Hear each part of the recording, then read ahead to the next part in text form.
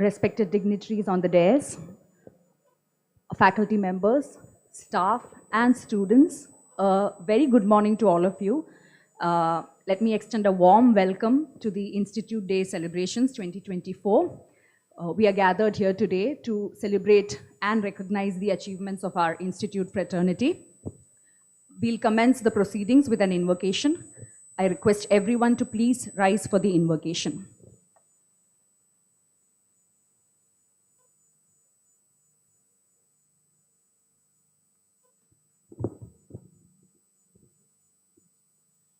நீராறும் கடலுடுத்த நிலமடந்தை கெழிலொழுகும் சீராறும் வதனமென திகழ்பரத கண்டமிதில் எக்கணமும் அது சிறந்த திராவிடனல் திருநாடும் தக்க சிறு பிறை நுதலும் தரித்தனரும் திலகமுமே அத்திலக வாசனை போல் அனைத்துலகும் இன்பமுற எத்திசையும் புகழ் மணக்க இருந்த பெரும் தமிழனங்கே தமிழனங்கே உன் சீரிழமை திறன் வியந்து செயல் மறந்து வாழ்த்ததுமே வாழ்த்ததுமே வாழ்த்ததுமே வந்தே மாதரம் வந்தே மாதரம் சுபலாம் சுஜலாம் மலயஜ சீதலாம் சஸ்யஷாமளாம் மாதரம் வந்தே மாதரம் शुभ्रज्योत्स्न पुलकितयामिनीं फुल्लकुसुमित द्रुमदलशोभिनीं सुहासिनीं सुमधुरभाषिनीं सुगदां वरदां मातरं वन्दे मातरम् वन्दे मातरं Vande Mataram.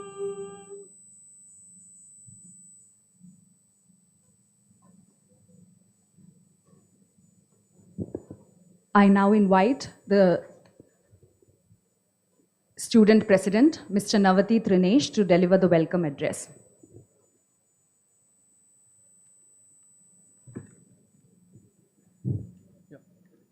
Good morning, everyone. I'm Trineshan from the Department of Electronics and Communication Engineering, 4th year. Today, as we stand united in this celebration, we are not merely making an event. We are commemorating a journey of relentless pursuit, unwavering dedication, and unparalleled achievement. For this event, I would like to extend my warmest welcome to our esteemed chief guest, Dr. K. N. Satyanarayana Garu, the founding as well as the current director of IIT Tirupati. Namaskaram, sir. Welcome. I would also like to welcome our beloved director, Dr. G. Aguila, whose visionary leadership has been the cornerstone of our institute's success. And unfortunately, ma'am is not here. I would also welcome our Dean Academics, Dr. S. T. Ramesh sir, Dean Students Welfare, Dr. R. Karvembu sir, Dean Faculty Welfare, Dr. N. Kumaresan sir, Dean Planning and Development, Dr. K. Bhaskar sir, Dean ID and AR, Dr. G. Uma ma'am, and Dean RNC, Dr. V. Sankaranayan sir, and the Registrar, Dr. N. Tamarai Selvan sir. I would also welcome all the Associate Deans. I would also like to welcome all the HODs, faculty members, staff, recall office bearers, the alumni of NIT-Tiruchirappalli, and my dear students. I would also like to welcome Security Officer G. Murugan sir and all the security panel. I would also like to welcome the current Students' Council members and also the new Students' Council members to this prestigious occasion. Thank you.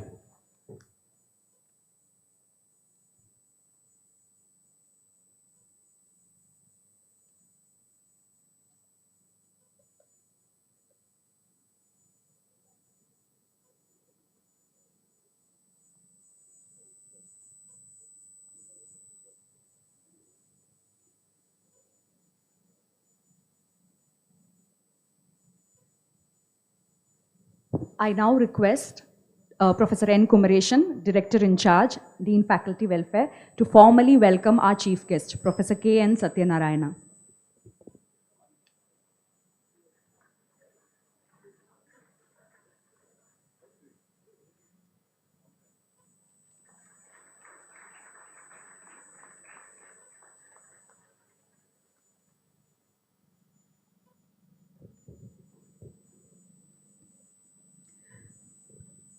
I now request Dr. S.T. Ramesh, Dean Academic, to present the Institute report on academic achievements for the year 2023-2024.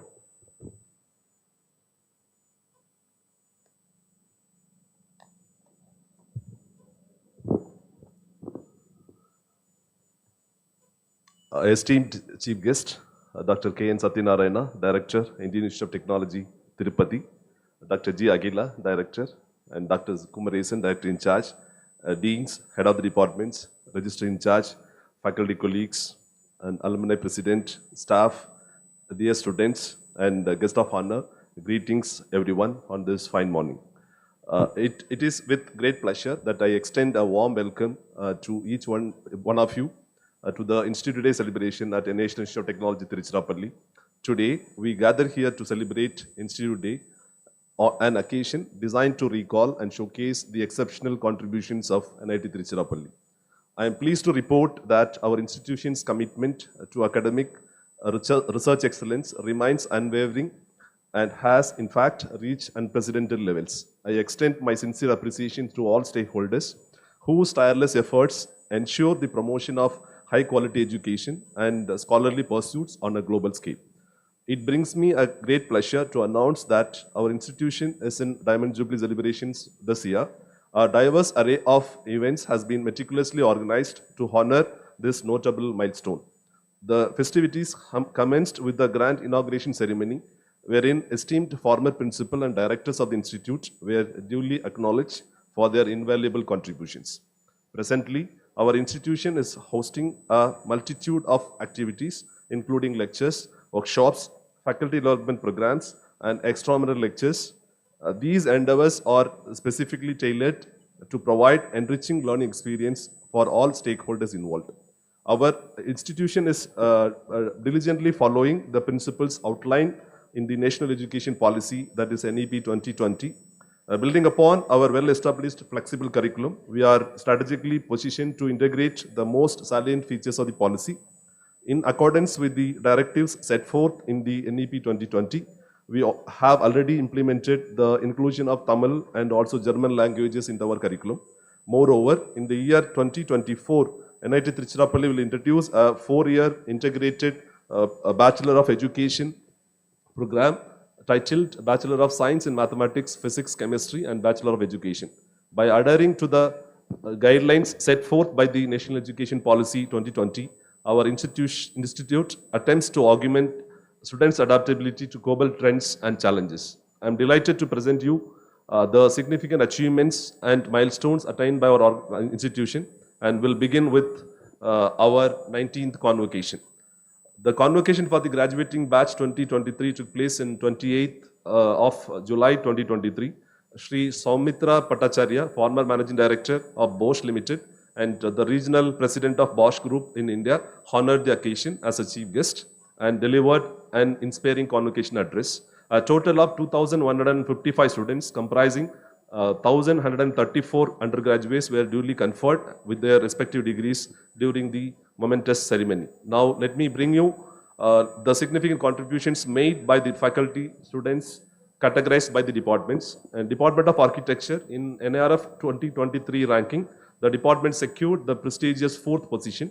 Notably, the students in this department garnered acclaim by clinching the esteemed Lee Corbière Trophy at NASA 2023 convention, alongside 10 scholarly publications, 12 conference proceedings. The faculty of the department delivered more than 23 lectures and spearheaded the inauguration of Archi-Talk lecture series. Department of Chemical Engineering, the faculty members have contributed significantly to scholarly discourse disclosed with the remarkable publications record of 62 journal publications, amassing an impressive total of 4,399 citations on Scopus alone. Complementing this academic achievement, the department has authored 8 book chapters. Additionally, the department has demonstrated its competence in research by securing 5 sponsored projects, alongside a consultancy project worth of 100 lakhs. Notable events hosted by the department includes the 38th National Convention of Chemical Engineers and the National Conference on Digitization of Chemical Process Industry. And Department of Chemistry, with a keen focus on expanding its global footprint, the Department of Chemistry has actively cultivated international research collaborations and facilitated an esteemed international internship program. In the research arena, the department has successfully secured 4 sponsored projects with the impressive sum of 112 lakh rupees. Furthermore, the department has made significant contributions to the academic literature with a total of 85 journal articles published across various databases, resulting in a grant of 1 patent. Noteworthy among the accomplishments is the commendable performance of 11 MSc students who have qualified for GATE 2024 examination. Department of Civil Engineering and MOA Memorandum of Agreement was formalized between the consortium of institutes, that is IISc Bangalore and NIT-Tiruchirappalli, IIT Kanpur and the National River Conservation Directorate, Department of Water Resources, River Development and Ganga Regeneration, Ministry of Jal Shakti, Government of India. The significant collaborations led to the establishment of Center for Kaveri, the Center for Condition Assessment and Management Plan for a Kaveri River Basin. The department scholarly achievement includes the publication of 94 research articles, accompanied by an impressive citation of almost 2,780 citations on Scopus. Additionally, the faculty members of the department have authored 6 books and 18 chapters. In the area of research and development, the department has successfully executed 8 sponsored projects with a substantial amount of 8.2 crores and consultancy services about almost 3.5 crores through 105 consultancy projects. Demonstrating the commitment to the innovation, department has obtained 2 patents with 2 already published and 3 filed for approval. Department of Computer Applications, and to start with the Diamond Jubilee celebrations, and department is hosting a week-long online faculty development program pioneering the future of blockchain technology. Additionally, the department has successfully secured 3 sponsored projects amounting to a cumulative of 5 lakhs while also offering consulting services. Significant achievements include acquisition of 3 patents with 1 already published, another awaiting for approval. The faculty of the department have delivered a commendable total of almost 45 lectures in different forums. Department of Computer Science Engineering has showcased the research competency with the publication of 83 journal articles, 38 presentations in international conferences. Additionally, the department organized Vortex, a technical symposium, demonstrating its commitment to academic excellence and knowledge dissemination. Furthermore, the department has secured 5 sponsored projects worth of 1.13 crores and consultancy project value of almost 6.1 lakhs. And the milestone for the Department of Electrical and Electronics Engineering was marked by the inauguration of 2 Karyasala workshops sponsored by SERB, DST. The department has made substantial contributions to scholarly discourse with the publications amounting to 79 in journal articles and 5 books and 5 book chapters, supported by sponsored projects in 4 in number worth of 1.16 crores with the consultancy earnings of almost 0.17 crores, amounting to major projects, consultancy projects of 3 in number. And the department underscores its commitment to impact research. Significant achievements include securing 9 patents alongside the delivery of 54 guest lectures by the esteemed faculty for the academic year. And Department of Electronics and Communication Engineering has demonstrated a robust scholarly output with the notable total publications of 61 in number across various databases. Additionally, the department has authored 1 book and 17 book chapters. Furthermore, with the commitment to research and also academic excellence, the department has secured 7 sponsored projects totaling 4.28 crores. And department also graduated 10 PhD students with a testament to dedication to nurture research activities. The Department of Energy and Environment has made notable strides with publications of 19 total articles, gathering a significant citation covers 206 on Scopus. And department also has actively pursued sponsored research projects valued around 0.28 crores.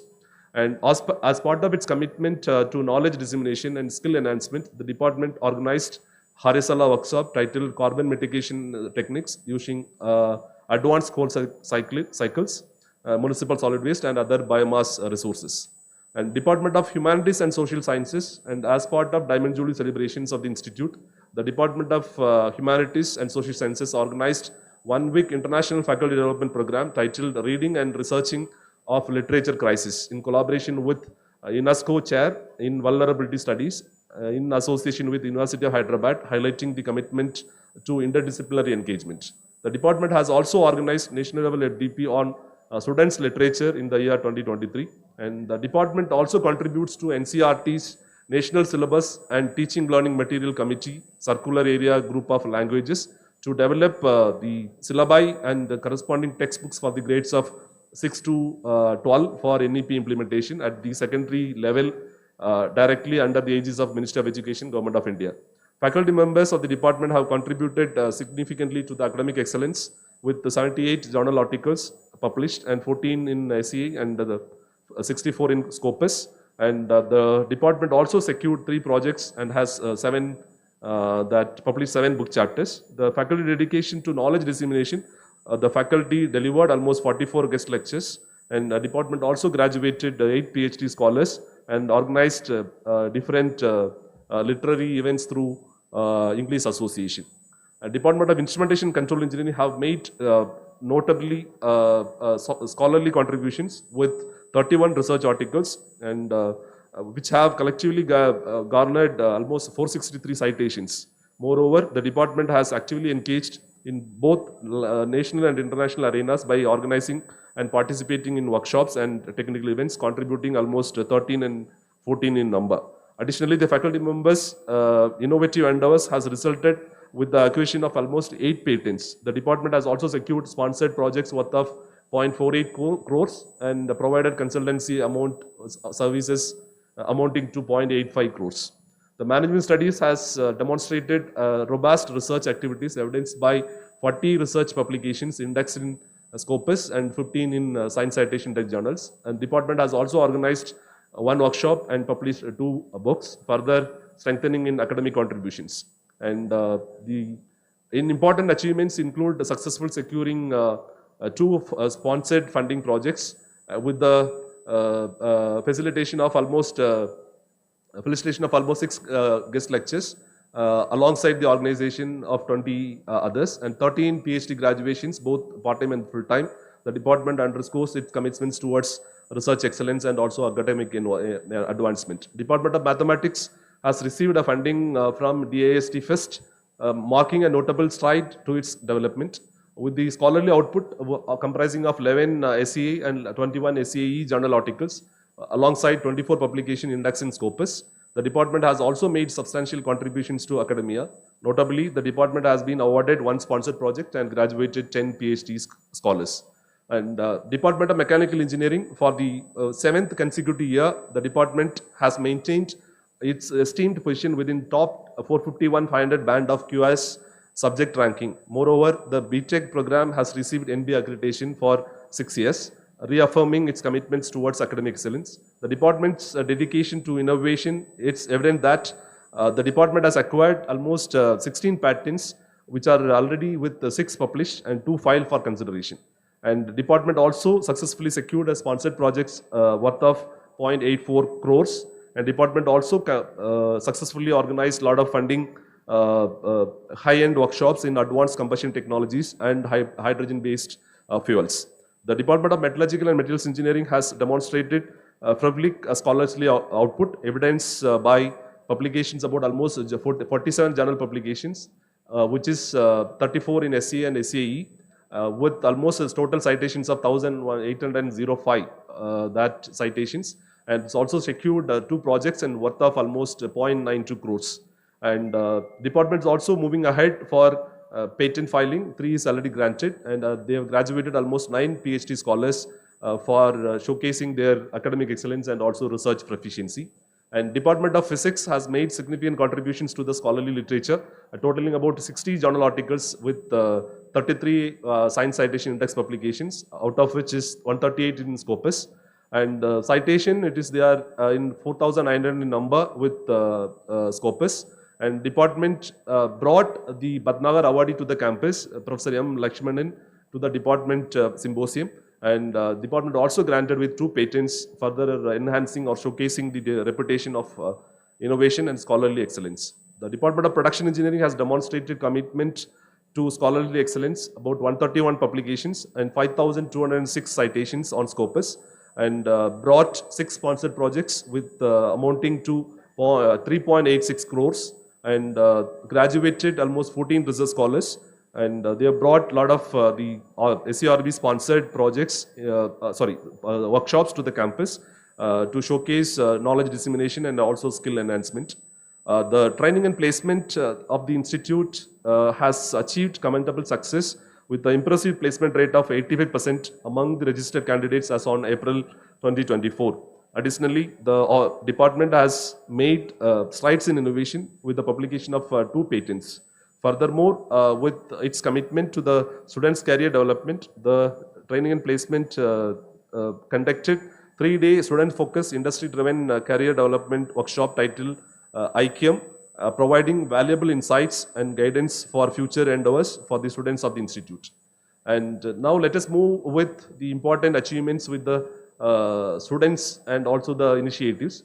The Honorable Prime Minister of India, Shri Narendra Modi ji, inaugurated the Amethyst Hostel, and it was indeed a proud moment for NIT-Tiruchirappalli community. Additionally, our institute had a privilege of hosting Dr. Veera Muthuvel, a prominent figure in India's lunar mission. And Dr. Veera Muthuvel is a distinguished scientist in ISRO who has obtained the Master of Technology in Production Engineering from NIT-Tiruchirappalli. He has also shared his insights into the Chandrayaan-3 mission, enlightening the students' community. Our cultural festival, Festember, and our ISO certified technical festival, Pragyan, were celebrated with customary favor and also enthusiasm. And Festember themed Kyoto Chronicles this year featured esteemed guests and the Adi and Jiva of Hip Hop Tamila and playback singer Madhusri and Divine Miss in Earth India 2019 and Tejaswini Manogla, Anil Srinivasan, and so on. Similarly, the Pragyan also brought a lot of the guest lecturers to the campus. One of the highlight is they brought the Nobel laureate in Physiology 1993 awardee Richard Robert to the campus, and they also had a lot of the other events through former FBI agent and youngest archaeologist to the campus and chief executive officer of Ramoji Film City, among others. Our club Scient epitomizes the spirit of innovation, providing a dynamic platform for individuals to materialize their ideas, tangible prototypes. The Scient has organized noteworthy events, including Genesis 2023, a open day, which is an annual event of Scient, fostering a culture of creativity and entrepreneurship among NIT-Tiruchirappalli students. The notable achievements of NIT-Tiruchirappalli across various inter-NIT tournaments reflects the institution's unwavering commitment to sporting excellence. And Mr. P. Radhakrishnan Nair, recipient of Dronacharya Award, inaugurated the All India NIT Hockey Tournament in 2024 at NIT-Tiruchirappalli, setting a stage for a display of sporting excellence. With a contingent comprising of 61 athletes, our institution emerged as an overall champion of the tournament, clinching an impressive haul of 9 gold medals and 7 silver medals and 2 bronze medals at All India NIT Athletics and also Kho-Kho tournament hosted by NIT Warangal. Additionally, NIT-Tiruchirappalli secured a second position in both women's and also men's category at the All India Inter-NIT Swimming Tournament hosted by NIT Rourkela, furthering solidifying our reputations not only in academic but also in sports. International Women's Day was celebrated, which is commemorated with a series of events aiming at honoring the empowering woman. The festivities including cultural performance and insight lectures, in line with our steadfast commitment to promoting women's economic empowerment and also skill development. A 5-day workshop titled Empowering Women in Business Strategies for sourcing, packaging, marketing, safety, and certification was organized, providing valuable opportunities for the growth and learning. The successful culmination of 75-day long Bharatiya Bhasha Utsav, culminating in the celebration of esteemed poet Mahakavi Subramania Bharati, stands as a testament to our institution for the dedication to fostering cultural appreciation and literary excellence also. The interdepartmental festival in NIT-Fest was also celebrated with verve and also enthusiasm. Several guest lectures, cultural events, and showcases, a lot of competitive events were organized by our students. In closing, I extend a hearty congratulations to all the faculty members and students who will be honored with medals and also awards today. I express a sincere gratitude to every one of you for your unwavering contributions in making the past year a remarkable one for NIT-Tiruchirappalli. With the steadfast leadership of our director, I am confident that NIT-Tiruchirappalli will continue to advance significantly. Let us join hands in our collective endeavor to make NIT-Tiruchirappalli a distinguished global center of learning. And I wish you all the best. Thank you. Good luck to you. Thank you so much.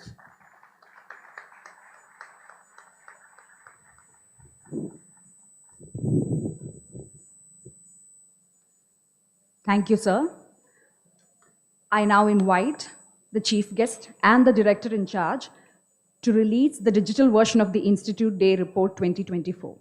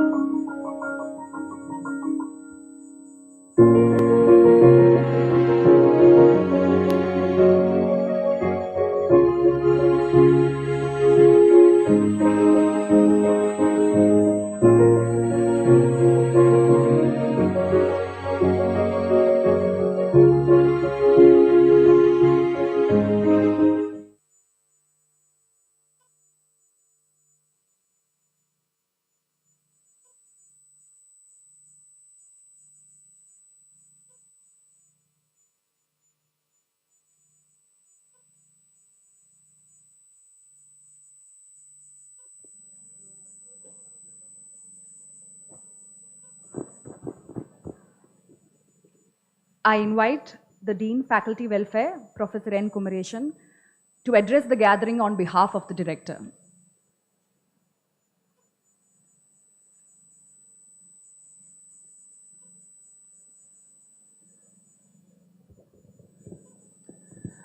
Good morning. Due to the medical emergency, our respected director is unable to attend today's event, and she conveyed her best wishes for the success of this program. Also, she asked me to give the director report as part of this Institute Day celebration. Greetings to all of you. Our chief guest, Dr. K.N. Satyanarayana, Director, Indian Institute of Technology, Tirupati, Registrar in charge, Dr. Tamarai Selvan, Deans, heads of the department, faculty, staff, students achievers, parents, media representatives, ladies and gentlemen. On behalf of the director, I am delighted to welcome you all to our Diamond Jubilee Institute Day celebration. This day is a special occasion for all of us as we celebrate 60 years of imparting knowledge and shaping lives. It's time to reflect on the Institute's achievements, honor its legacy, and envision a sustainable future while recognizing the achievements of NIT Tiruchirappalli community in the academic year 2023-24. I am grateful to all who have contributed to our success, made possible by exceptional talent and dedication. We reached a few milestones in the last academic year. On behalf of the director, let me list them for you.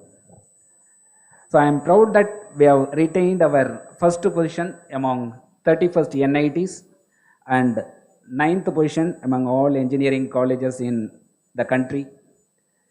We have improved to 21st position among all higher education institutions in NIRF 2023 ranking, with 4th best in architecture and 35th in management and 22nd in research category.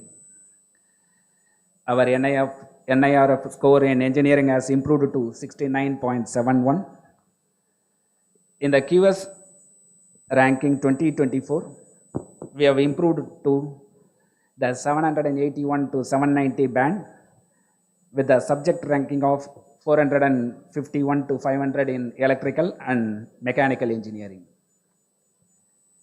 The Nobel laureate Richard J. Roberts, the 1993 Nobel Prize winner in medicine, visited NIT Tiruchirappalli and interacted with our students at Pragyan 24. Thank you to our 1980 batch alumni for sponsoring this visit. I am happy to announce that National Council for Technical Education has approved the starting of Integrated Teacher Education Program BSc B.Ed from the academic year 2024 to 25 onwards. The program aims to prepare teachers for fundamental, preparatory, middle and secondary stages as per the new school structure of NEP 2020, with a sanctioned intake of 50 seats in chemistry, physics and mathematics. We have constantly touched the skies of our research front. Our publication for faculty ratio has increased to 4.65 in 2023. Our citation for faculty ratio have gone up to 114 in 2023. The publications in Q1 journals is about 36%, with 19 plus patents granted for the calendar year 2023. We have sponsored project worth 10.3 crores and consultancy worth 6.5 crore.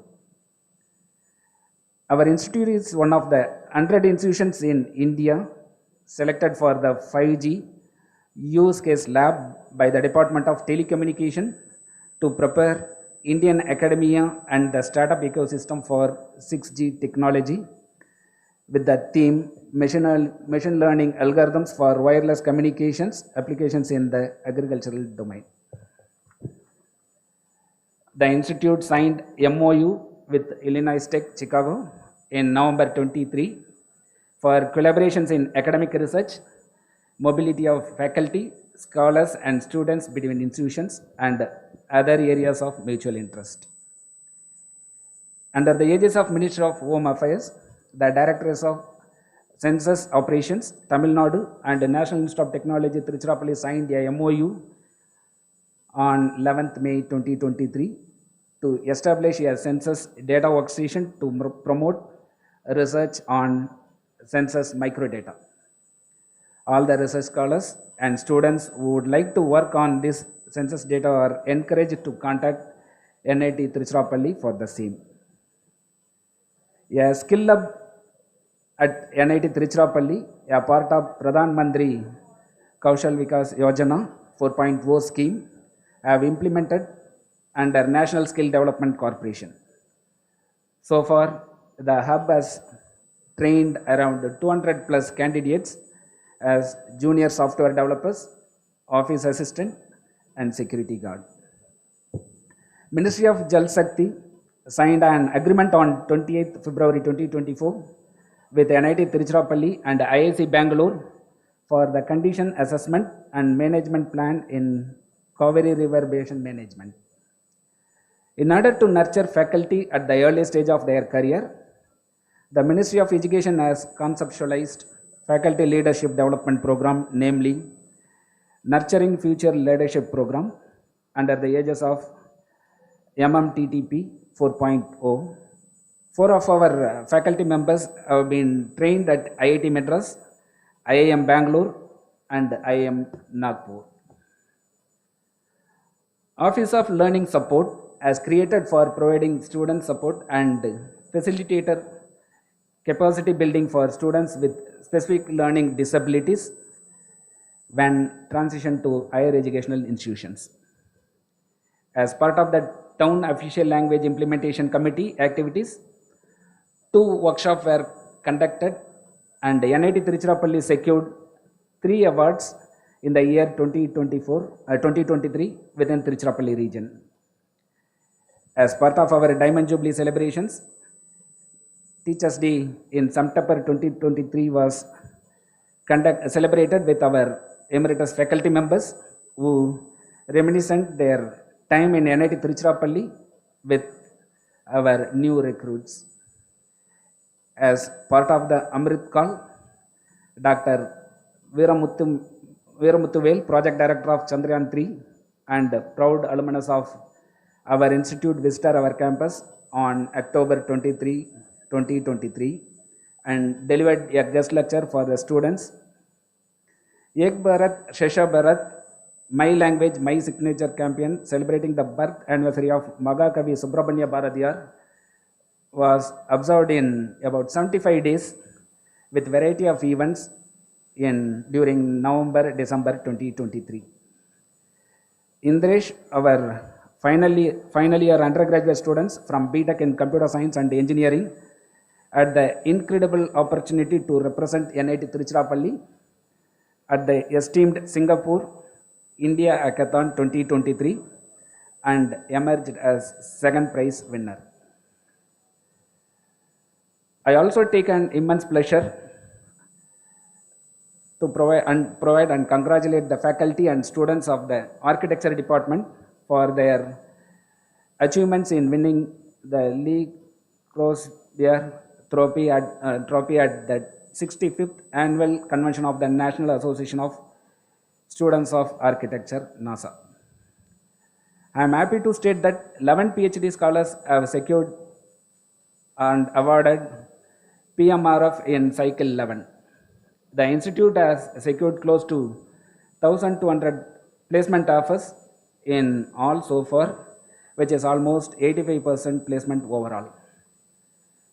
For the first time ever, 3 MSc Physics and 1 MSc Chemistry students have got offer from the Intel with a CTC of rupees 27 lakhs per annum. As part of our alumnus mission of giving back to the institute, recall scholarships to the tune of rupees 39 lakhs were given to 114 students. 4,000 samplings were planted on the campus behind that boys' hostel with the support of the alumni and the Tamil Nadu Forest Department. Recall sponsored battery operated vehicles were given to 2 of our differently abled students. On 25th January 2024, the 1974 batch Golden Jubilee reunion was celebrated on our campus. The 1974 batch of alumni contributed a total of rupees 1.1 crore during their reunion celebration. From the class of 1974, Dr. Ram and Taila Ramanujam Foundation of California, USA, has initiated grants for 5 student research projects per year for 10 years and 2 scholarships for women in engineering who are first in their family to pursue higher education at our institute. This year, 5 projects have already been awarded the grant. The third batch of Business and Entrepreneurship for Engineers course, which is an experimental and flipped classroom session coordinated by the alumni team of Mr. Bhaskar Subramanian and Mr. Shyam Ramamurthy of the 1984 batch alumni is successfully ongoing. Our students Paul and Gerald, Murali Krishna, Raghav, Richard Segar, along with other alumni of 1983 batch, Mr. Ranjit and Mr. T. Suresh created a tankless water controller, which is an effective water management system for villages that does away with the need for overhead tanks. Our Honorable Prime Minister of India, Shri Narendra Modi ji, inaugurated Amethyst Hostel, which is 4-stored, 1.2 lakh square feet boys hostel. The EEE, ICE, Civil, Production, Mechanical, and MME Engineering Annex building will create more space for the growth and research. We hosted the All India Inter-NIT Faculty and Staff Cricket Tournament.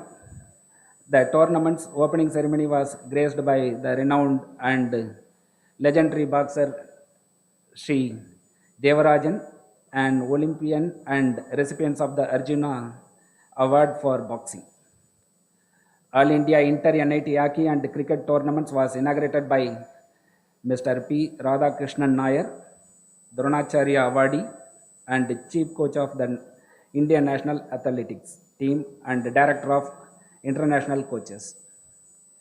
27 NITs participated in the Inter-NIT sports.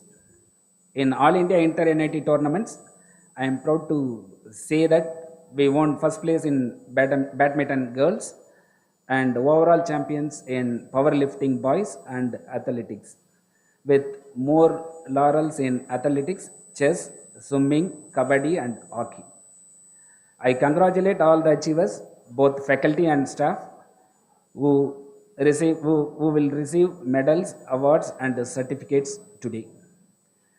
Ladies and gentlemen, we are part of the nation building mission. NIT-Tiruchirappalli has the most talented pool of faculty and students who can strengthen the cause of the nation. Let us come together in this journey of securing a safe, strong and sustainable future.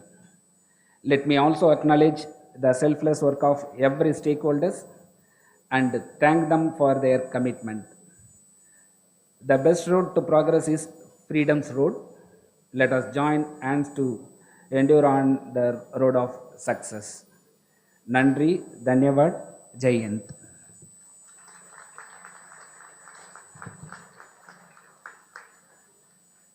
Thank you, sir. It is my privilege to introduce to this gathering our chief guest for this occasion. Dr. K.N. Satyanarayana is the founding director of IIT Tirupati and is currently serving his second term as director. He is on deputation from IIT Madras, where he has been a professor in the Building Technology and Construction Management Division of the Department of Civil Engineering. Dr. Satyanarayana received his BTech degree in Civil Engineering from IIT Madras. He then received his MS and PhD degrees with specialization in Construction Engineering and Management from Clemson University in the United States. He has been a faculty member at IIT Madras since 1991. In 2009, he was a visiting professor at Iowa State University. Dr. Satyanarayana's teaching, research, and consulting interests are in the areas of project management, construction contracts, construction productivity, construction equipment, C&D waste management, and public-private partnerships. Dr. Satyanarayana has published extensively in these areas too. He is the recipient of many awards, including the Project Management Institute Distinguished Scholar Award, awarded to him in 2011. At IIT Madras, Dr. Satyanarayana served as advisor, alumni affairs from 2004 to 2009, as chairman, engineering unit from 2010 to 2013, and chairman of the implementation committee for IIT Madras Research Park, phases 2 and 3. He has served on the committees for setting up new campuses, including IIM Trichy, IIT Indore, and IIT Jodhpur. He coordinated the preparation of the detailed project report for setting up the sixth third generation IITs that started in 2015-16 period. Dr. Satyanarayana is member of the Empowered Committee for Industrial and International Collaboration set up by Ministry of Education, Government of India. He serves as Vice Chairman, Board of Advisors of the Glass Academy, and as an expert member on the Board of Management of Building Materials and Promotion Council.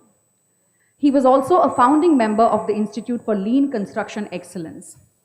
He serves on the governing boards of academic institutions such as IISER Tirupati, NIT-Tiruchirappalli, IIT Sri City, AIMS Mangalagiri, NIT Vijayawada, IUCAA Pune, and RJKUT.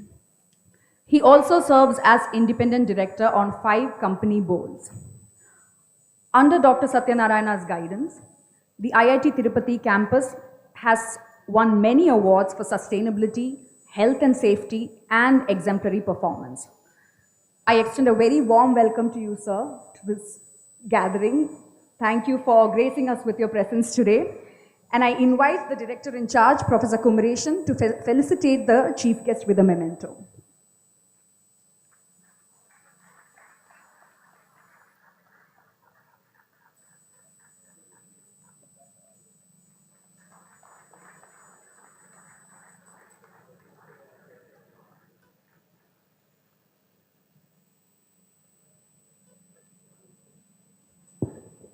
I now request our Chief Guest to deliver the Institute Day address.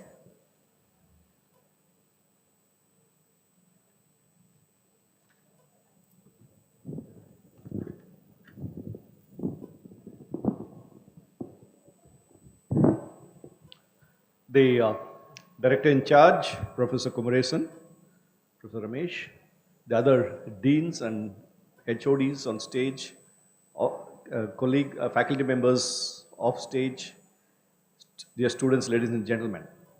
First of all, I would like to thank Professor Aguila for inviting me to be part of this Institute Day function. I met her in Jammu last month when I had gone to deliver a session, take a session on campus planning and construction at the Leadership Development Program that IIT Jammu is coordinating for Vice Chancellors and Directors. And she was following up, requesting me to come. We ourselves had our Institute Day about a month back. So it's always a pleasure to be part, especially when the Diamond Jubilee celebrations are going on, the year 60 years of existence. So relatively, we are a much newer institute. We are just 8 years old. You are 60 years old. But we are growing. And it's very glad to see the achievements of NIT Trichy. They were highlighted by both the speakers earlier in terms of research, in terms of student achievements, and so on. And also the rank that you hold in NIRF as the 9th in the country in the engineering stream. It's going to be difficult to hold that post with the competition that is emerging.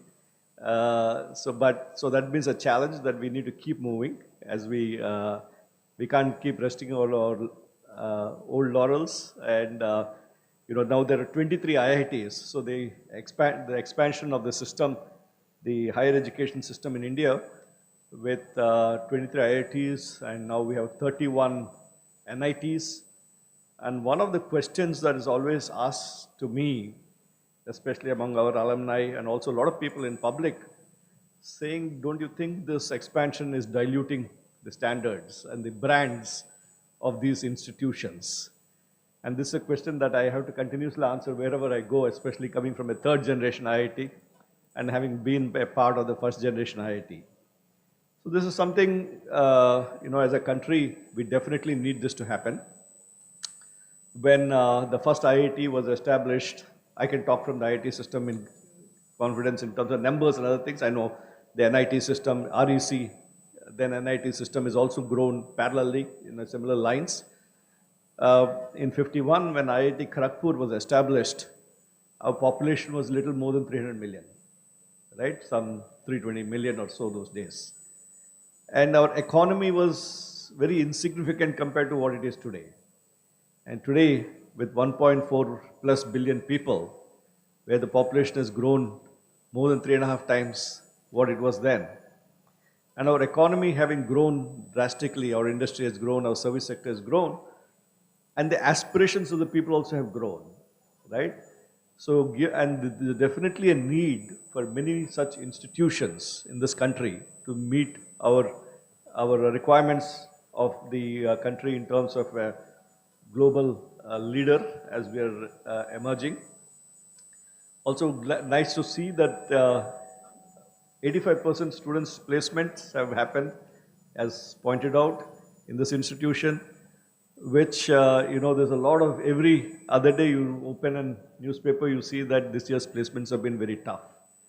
And across IITs, also some of the IITs are still struggling at 50%, NIT having 85%, seems to have done very well in the current scenario, economic scenario, the job scenario, after effect of the COVID, when a lot of hiring was done and now people are, course correction is happening and it's becoming challenge this particular year has been challenging on the placement front. So good to see the placement records that were placed. So during today's talk, I thought I'll touch on a few issues that have been bothering me in terms of the way the education system is going, technical education system is going in India. The aspiration we have, our Prime Minister has articulated as Viksit Bharat by 2047, that will be a developed country. And to achieve that, how are we going to get there?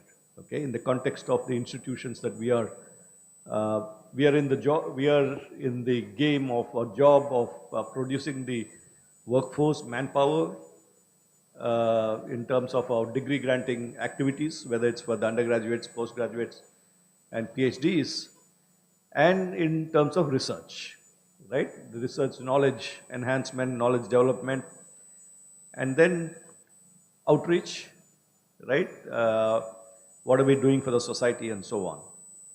So from that perspective, you see, and our institutions are more in the domain of science and technology. I'm talking about NITs and IITs, because we are expanding. The IITs are especially expanding very strongly in the areas of humanities, management, and medicine. Some of the IITs have started big hospitals on campus. IIT Guwahati is setting up a 300 plus bed hospital on campus to do research in the area of some 5 areas they identified, including kidney disease and so on. IISc is another institution which is setting up nearly a 400 bed hospital with 2 alumni giving them something like 490 crores or so. IIT Kanpur has raised over 400 crores from their alumni for setting up hospital on the campus, because a lot of faculty members, if you take in civil, not so much in civil, but in electrical, mechanical, chemical areas, many of the research are oriented towards biology and medicine of late. Okay, so there's strong need felt. So I'm saying we are expanding into become more comprehensive institutions. And I can see among the programs that you're having here, strong management program here, architecture program, and also the humanities program, I'm guessing. Even here, we at IIT Tirupati, being a new institute, have a very strong humanities program. Our humanities department is as big as any other department. We offer a master's in public policy at IIT. We are the third IIT after Delhi and Bombay to offer a master's in public policy. So this, an NEP, National Education Policy 2020, talks about this very strongly, that institutions should grow to become multidisciplinary. Because today a lot of our research is interdisciplinary. It's not necessarily just we stop with science, we have to take it to technology, and then we have to take it, how are we going to take it in the market? We have to look at the social aspects of it, the socio-economic aspects of it. So we need to look at problems from a very comprehensive perspective. And when we have to do that, we have to have interdisciplinary programs, and how do we enable this interdisciplinary work across departments. And one of the things that being involved in campus buildings is how do I physically create my buildings and structures so that I create this interaction between faculty members.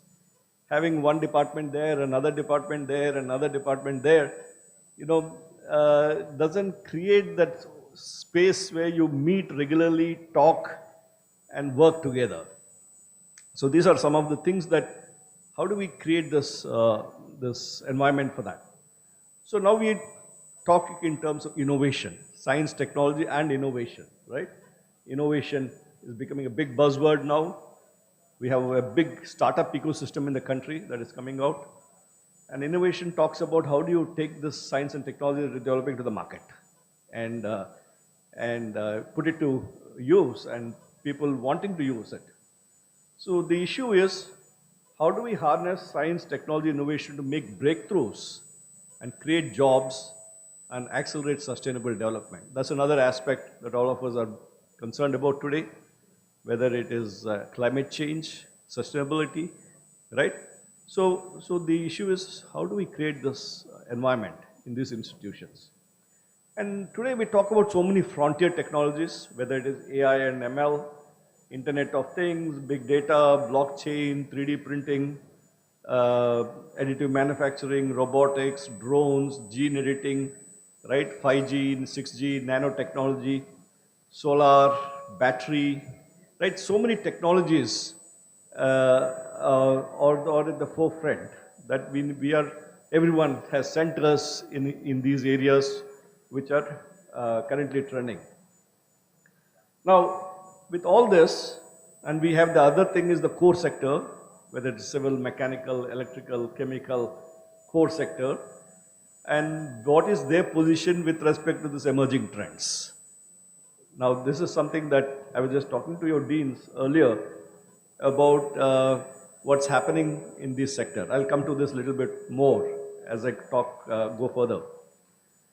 And if you look at, if you really want to be a Viksit Bharat, a nation that is at the forefront, we should have a very strong research ecosystem.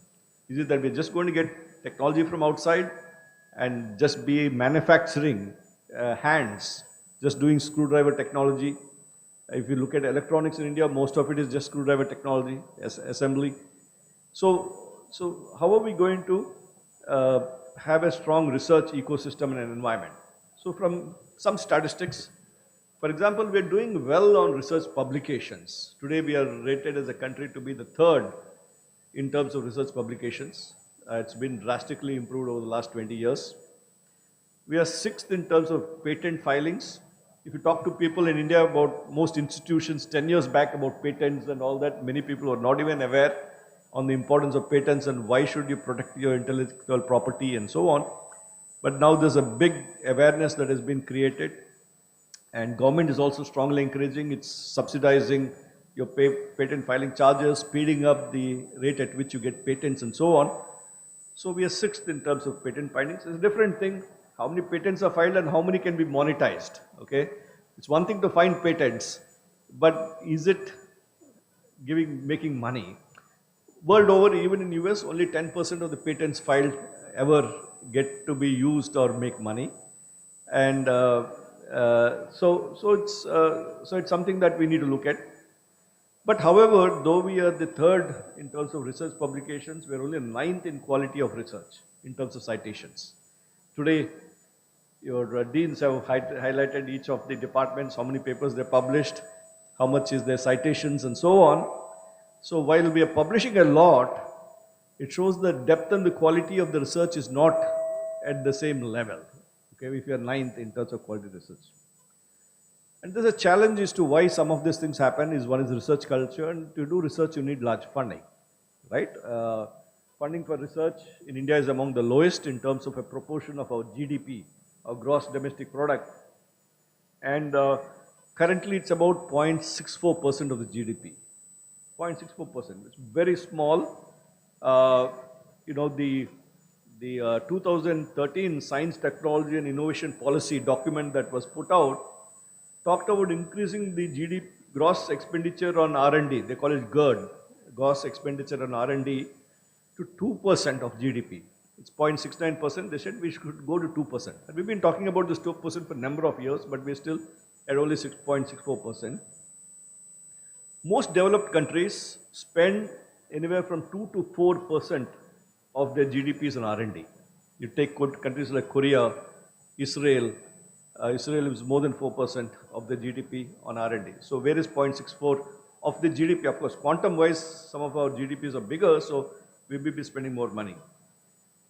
And what we say is, if you have to catch up with the developed world, the aspiration of being Viksit Bharat by 2047, they say we should spend at least 4% of our GDP, because we have to do it at a faster rate if I have to catch up, right?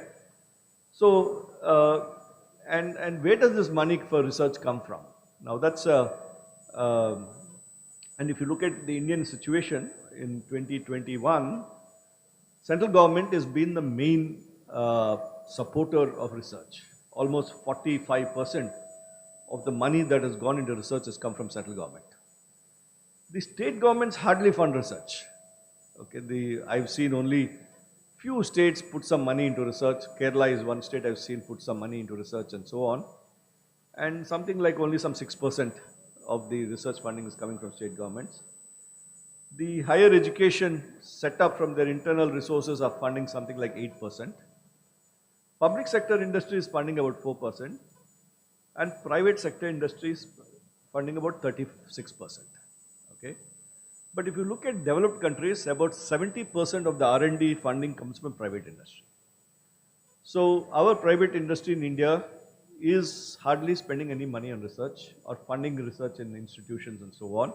And it's mostly coming from central government. Now the issue is, how do I get the private industry to contribute to this? So there's a lot of gap between the industry and the academia. Okay. There's a lot of, there's very little industry-academia collaborations on the whole. For example, at IIT Madras, we have a very strong culture of industry-academia collaborations. Okay, a lot of activity happens. We are 66th among 130 countries for which this data was collected in terms of industry-academia partnerships. 66th. Okay. The industry sees academia mostly as a source of talent supplier, that is manpower supplier or human resource supplier, rather than a source of innovative ideas and disruptive technologies. In today's world, we have to be producing disruptive technologies, right, where things are moving very fast. So how do we harness the innovation potential? By investing more in industry-academia consortia. There is a great need for this. So right now, for example, I'm working on an initiative on battery technologies, right? Battery is becoming the core, whether it's EVs or your cell phones or everything is the end of the, and then for storage. One is for mobility, another one is for storage. The core issue that is becoming on how to make this viable from a scientific point, from a technical point of view and a economic, financial point of view is coming down to batteries. So how do we bring the major players? So we are talking with DST, we are talking about the big battery manufacturers, and problem is we almost import everything. You know, in batteries, 100% of the cells that go into batteries are imported in this country, 100%. We only do packaging, we may do some battery management systems, but otherwise cells are all imported. So how do we make the cells in this country and make it economically viable? So this is an initiative that we're talking about. Just as I was coming to the venue, I was talking to two companies who are in the sector, Godi Energy, and we were talking with all the big players, whether it is Amar Raja, Excite, all these people, and how to bring them on a platform. So how do we create this common platform that industry and institute work together? So let's take the example of India Semiconductor Mission, right? ISM, recently the Honorable Prime Minister had inaugurated these 3 plants, 2 in Gujarat and 1 in Assam. And India is putting a lot of money. US is putting a huge amount of money on semiconductors. During the COVID time, we have seen how the supply chains issue, car deliveries got delayed because you couldn't get chips, right? And today, all the chips come from Taiwan or China or Korea. Some 3-4 countries control most of the chip production in the country. And now, though the chip production process started in US originally, but everything moved out in the last 30 years. It's all moved to Taiwan and these countries. And now US has realized that we cannot, tomorrow if this China goes and attacks Taiwan, what's going to happen to all our chip availability, right? So they have the CHIPS Act. President Biden has signed the CHIPS Act where they're putting some $60 billion into subsidizing chip manufacturing companies coming back to US and so on. And the big challenge they're facing is, where are the people now, right? Even to build the factories that make semiconductors, they're finding they don't have enough people to build that, with that expertise. They were all gone who were there. So creating this, we are the second largest importer of semiconductor chips in the world. India imports among the highest amount of chip, and in the last 3 years, there's been a 92% increase in chip imports in the country. So it is expected that India's semiconductor consumption is going to be $80 billion by 2026. $80 billion, okay, and $110 billion by 2030. So with India Semiconductor Mission, ISM, that has been launched by Honorable Prime Minister, they have this semicon conferences every year. Last 2 years they've had, I went for the last one in Gandhinagar, is positioning India as a semiconductor manufacturing hub, okay? And they have put out a $10 billion outlay. The government of India has put a $10 billion outlay. For example, the Micron factory that is coming up in Gujarat, the government is almost subsidizing 70% of the establishment of this. So this become very critical. And there is so how do we aspire? The Prime Minister again said we have to aspire to capture 10% of the world's $1.1 trillion semiconductor market. You know, the semiconductor market world over is $1.1 trillion. So can we do at least 10% of it? And we don't make any wafers of worth the same and so on. So the issue is, how are we going to do this? While we want to do all this, where is the big crunch? One is the money, of course. The second thing is, where are the people, right? Now, if you ask commonly, who are the people required for the semiconductor industry? Who are the people required for the semiconductor industry? Some student want to answer? Which engineers are required for setting up semiconductor industry? Common man and most people say electrical engineers, right? They say it's electrical engineers we need for connecting semiconductor industry, and now everyone says AI, ML for anything, okay, and computer science. So, Professor Rao Tumala, who is advisor to the India Semiconductor Mission, he's a professor from Georgia Tech. He heads a major center of excellence in Georgia Tech on electronic packaging. He's been going around. In fact, I had a call with him 3 days back, with trying to set up 12 centers of excellence for semiconductor research and development.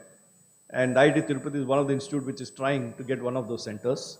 So we have weekly calls that he's been setting up with various IITs and ISC. He's been going around and saying, you know, for semiconductor fabrication industry, only 20% of my engineers' requirement is electrical engineering. 80%, the highest number of engineers I need is for chemical engineers and material science engineers and then mechanical engineers, right? 80% of the engineers are required are chemical, material science engineers, materials engineers and mechanical engineers. But everyone thinks we need electrical engineers. Now, where are these chemical engineers coming from? Where do we have this? And now, you know, the 3 plants that Prime Minister inaugurated last month, the Tata's plant at semiconductor plant at Dholera in Gujarat. What are they doing? They have gone and advertised in Taiwan for hiring engineers for running the semiconductor plant, because they are not able to find them in India. People who understand this, who have this, they are going to Taiwan to hire people to run the semiconductor plant in India. Now that's the challenge we have. Where is the workforce to do this? We're finding the same thing in batteries. As I told you, last 3 months, I'm meeting so many leaders in the battery, whether it's JSW, which is setting up a huge 40,000 crores investment in Orissa for batteries and mobility, EVs and batteries. All these companies I've been talking to, they say, we don't have people now. We're not able to find people who can, make this stuff, the technicians, or whether it is the scientists or the people with this background. So that's our challenge. So on one side, we want to do all these things. And recently, last week, one of my colleagues at US forwarded this to me, a Wall Street Journal article, one of the leading newspapers in US, Wall Street Journal. The article's name is India's Broken Education System Threatens Its Superpower Dreams. We want to be a superpower, we want to be at the same, but they say our education system has been so broken now, with lopsided number of engineers being produced not being produced in the core areas. So it says, creating competent manufacturing workforce is the country's biggest challenge, which is the job that we are in. IITs, NITs and the thing. So we have to fix the system. If we don't do it, who is going to do it, right? India urgently needs jobs for millions. At the same time, one of the biggest election issues now that is where are the jobs, right? So we have to produce jobs for millions of young people, but they say we produce the wrong graduates, okay, wrong side kind of graduates. And if we can't remedy this quickly, India's dream of becoming the world's factory floor to rival China could unravel before it begins. Now, when the companies started pulling out of China, many countries started pulling out their plants in China, we thought it's a great opportunity for India, that some of these plants will come here. But they're not coming here. They're going to Vietnam, they're going to Thailand, they're going to Indonesia, but not coming to India. And I've been talking to some of these firms and they say, we have a workforce challenge in India. Of course, when a company comes, they're looking at multiple things. They're looking at what is the ease of doing business, what is the incentives I have, and where is the workforce. On the workforce front, they say we have a huge challenge. We don't have people in India who can run these plants. The software sector, now the whole challenge is the dominance of the software sector in the minds of parents mostly and the students. Okay, the big challenge is how do you work with the parents, because in India parents make all decisions. So how many people does the software sector employ? 5 million people, 50 lakhs is what software sector is employing. Okay, and the country churns out 10 million graduates, post-secondary graduates a year. 10 million, 1 crore people who are doing beyond their 12th, the degrees beyond their 12th. Okay, so 1 crore are coming out every year. The whole IT sector is 5 million and 10 million people are being graduated in various sectors. And everyone is thinking that IT sector will absorb all these people. And only 3.8% of the Indian workforce has undergone formal vocational training. That is, they're talking about technicians and other things. And the India Skills Report, 2023 Skills Report, complied by a company in partnership with CII and others, show that only 50% of our graduates are employable. This is a high number. I've seen other studies that done by NASSCOM saying only 20% are employable and so on. And basically they test your competency in terms of numeracy, so on. And among the polytechnics and ITIs, they say only 28% are employable in the polytechnics and 34% coming out of ITIs are employable. So though we are producing numbers, they are not even employable because the same. And Indian government currently spends below 3% of the GDP on education. Again, this is very suboptimal, right? We need to, so this is where I feel is a big challenge that all of us have to address.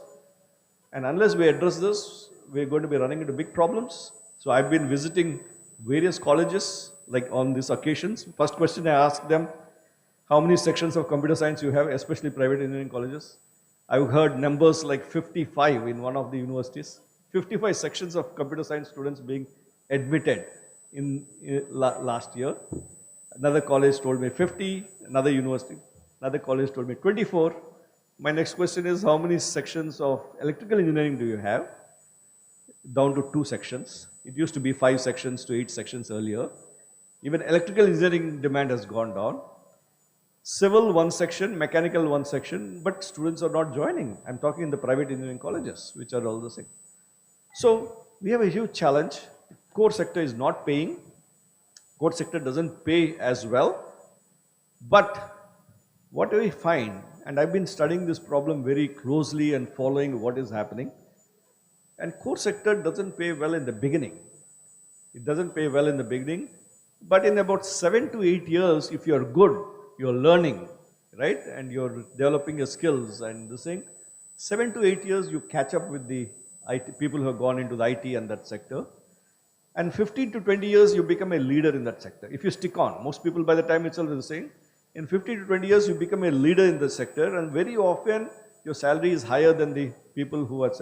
And in the IT sector, by the time you're 40, you're no more wanted in the sector because your salaries are gone so much, you become unaffordable and all that. You're not wanted. So the point I'm making is, yes, core sector is paying sometimes miserably low salaries, but looking at all these projections of us being the world's factory and world's battery maker and the world's chip maker and all that, if this has to happen, we need the core sector people. So there's going to be a huge number of opportunities. So I would appeal to especially the student body here to look at your future from a long-term career point of view rather than the 27 lakhs package or whatever was talked to by your dean earlier, right? We should stop talking about these packages, right? In these forums, we should just not talk about packages. And this is totally messing up the thing. Since you talked about packages, you know, the student who got the highest package in NIT-Tiruchirappalli this year was an MSc mathematics student, okay?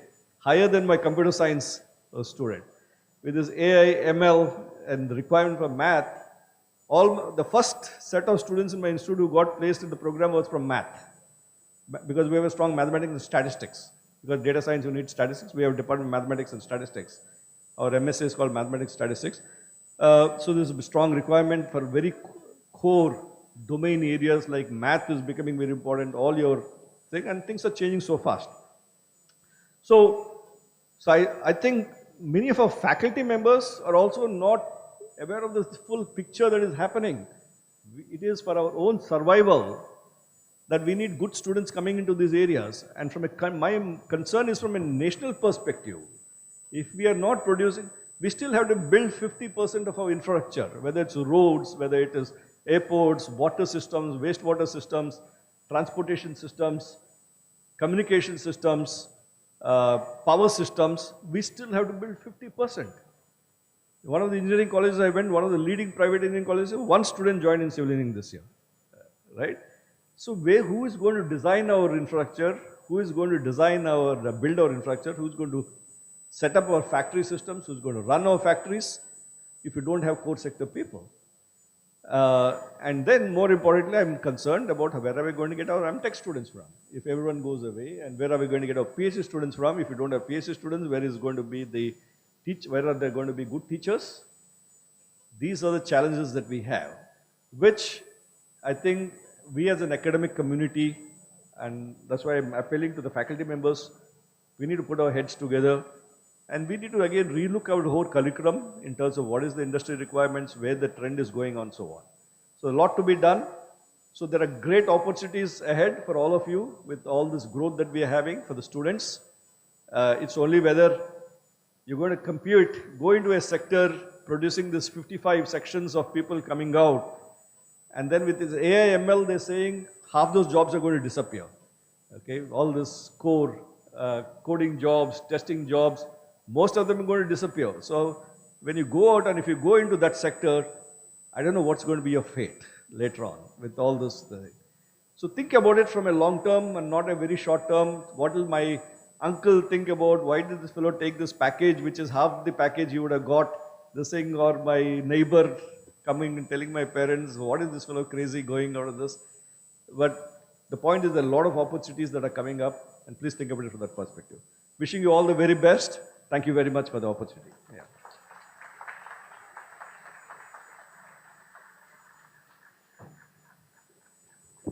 Thank you, sir, for your very stimulating address where you identify the several challenges and exciting possibilities that lie ahead for IITs and NITs. Thank you also for emphasizing on the importance of creating thriving interdisciplinary environments in premier institutes within the country and for fostering robust research ecosystems, which we will continue to strive to do. Thank you, sir.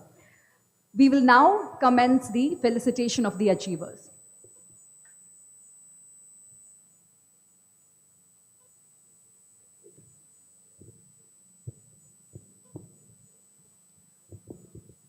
I now invite the Chief Guest, the Director in Charge, the Dean Academic, and the respective HODs to award the medals.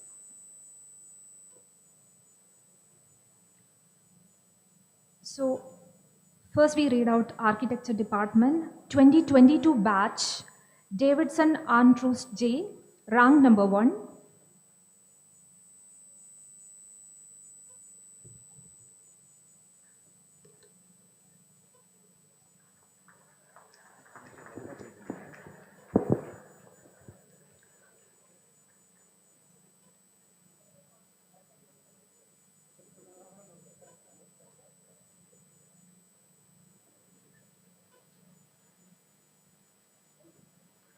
(2021) B Arc, rank number 1, Sai Kirtana Vidya Sanjeevi.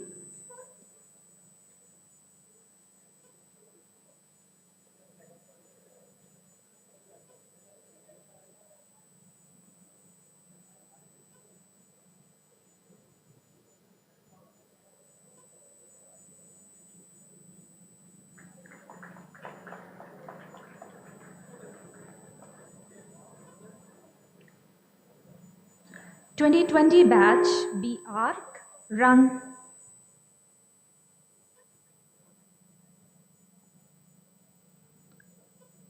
2020 B Arc, rank number 1, Saramadi BT.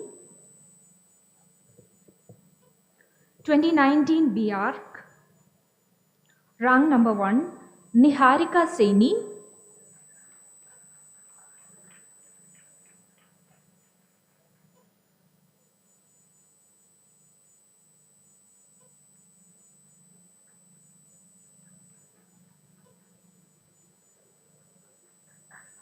2022 B Arc, rank number 2, Nityashri Jayaprakash.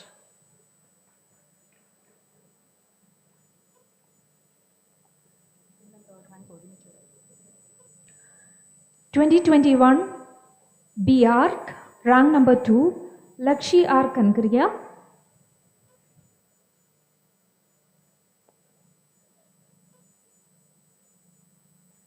2020 B Arc, rank number 2, Mithun Martin. 2019 B Arc, rank number 2, Manvi. 2022 B Arc, rank number 3, Madhumita V. 2021 B Arc, rank number 3, Deeptika K. 2020 B Arc, rank number 3, Ovia S. 2020 B Arc, rank number 3, Sri Varshana Ilango. 2019 B Arc, rank number 3, A. Navilan.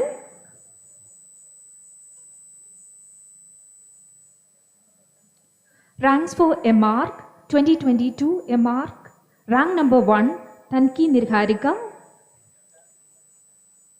2022, there is one more. M Arc, rank number 2, Milan Ben. 2022 M Arc, Purvi, rank number 3.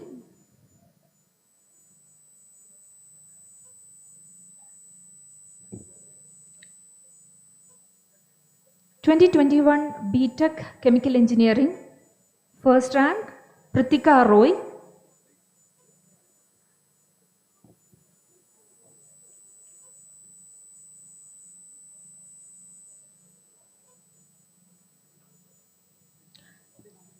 2020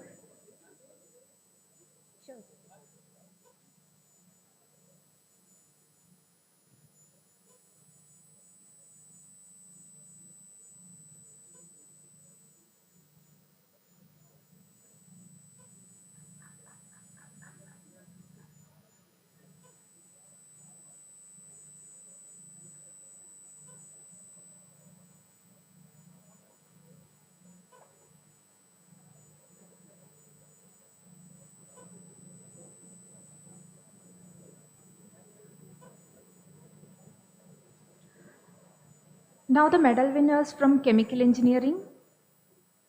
2021 BTech, first rank, Pritika Roy.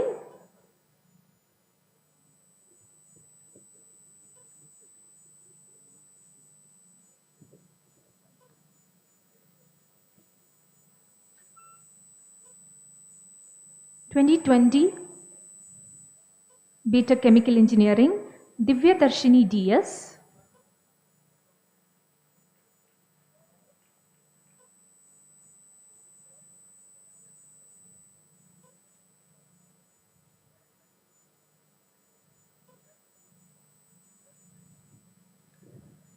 2021 BTech Chemical Engineering, rank number 2, Adarsh Gupta.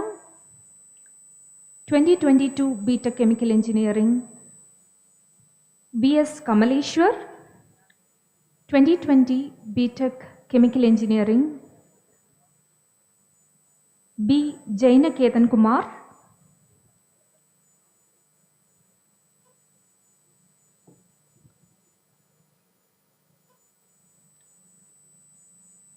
2022 MTech Chemical Engineering, Mohammad Abubakar C.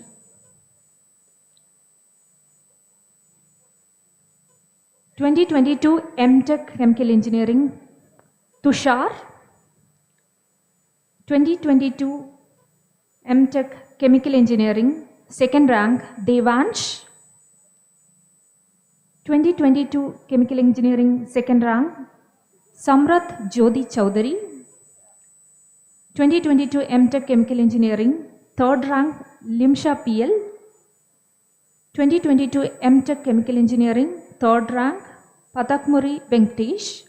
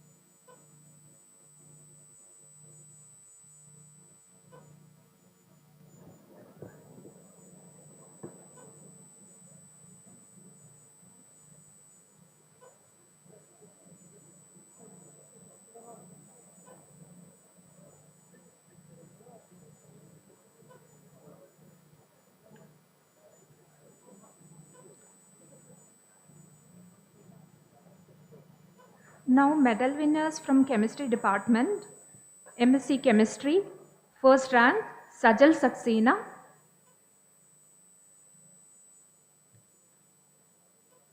Second rank, Pavin T.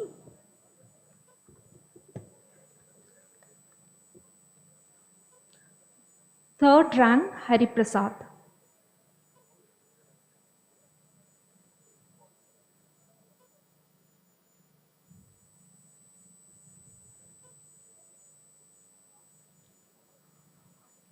Now Civil Engineering, 2021.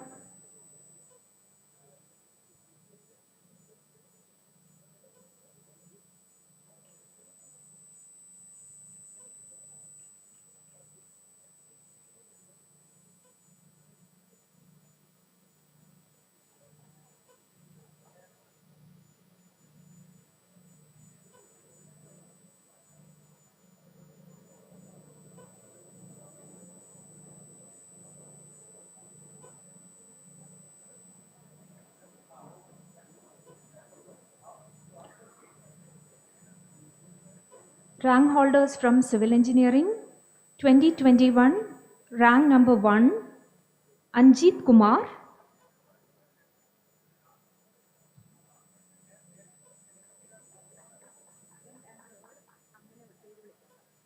(2020) batch, Civil Engineering, Parvat C.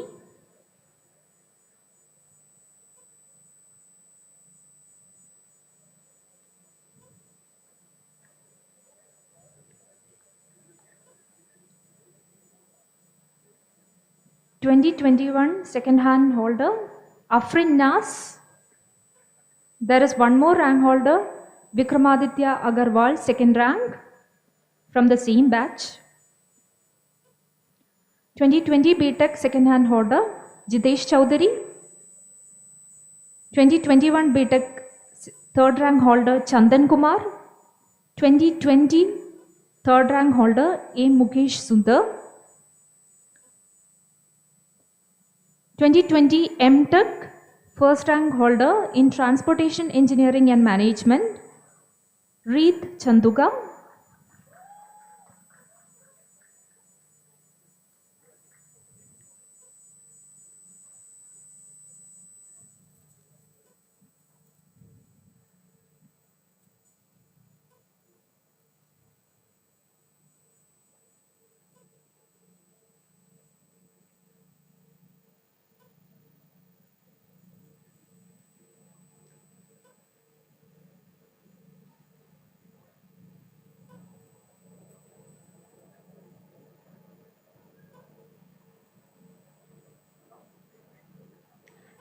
MTech Transportation Engineering and Management first rank, Reet Chanduga.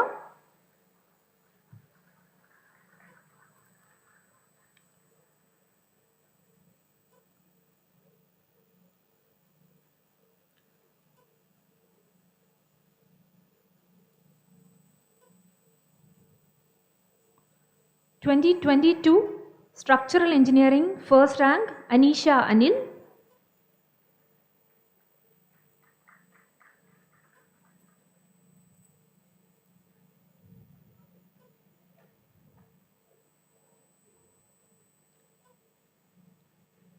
(2022) Environmental Engineering first rank, Rahul TP.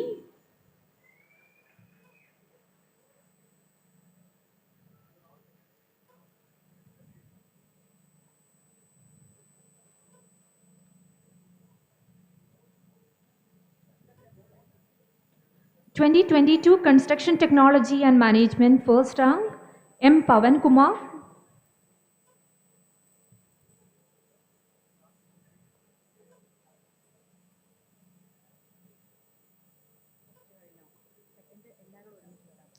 (2022) Geotechnical Engineering first rank, Tarun Sarathi S.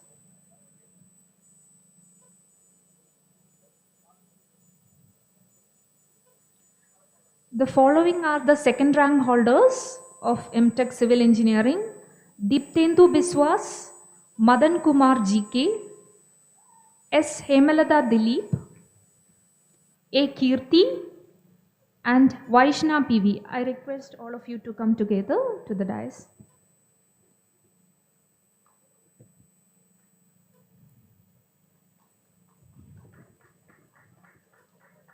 The third rank holders of 2022 batch are Pratibha V, D. Chandu, N. Kameshwari Sandhya, and Alex Verghese Kenneth.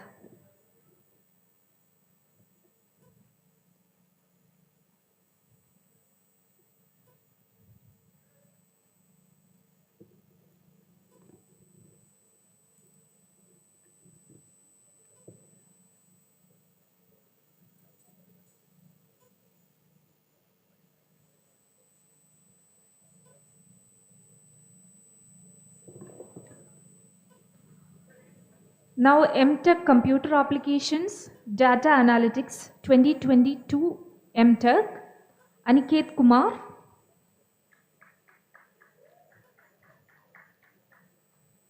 (2022) MTech Data Analytics, S. Anant Suryakar, rank number 2, and rank number 3, go to Hemant Lakshman.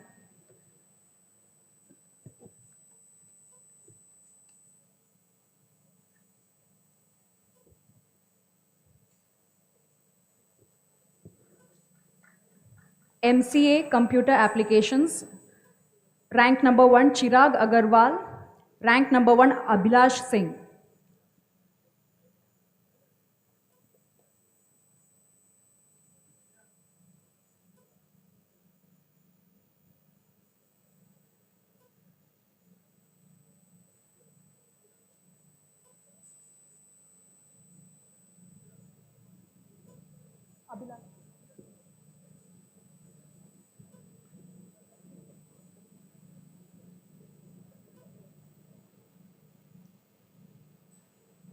MCA Computer Applications, second and third rank holders, please come to the dais.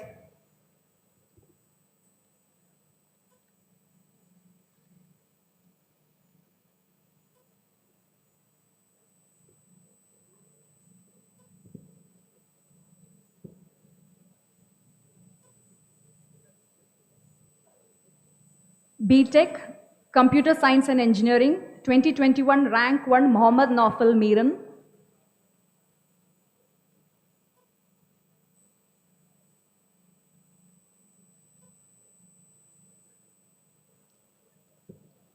BTech Computer Science and Engineering, batch 2020, rank 1, Sneha and Reggie.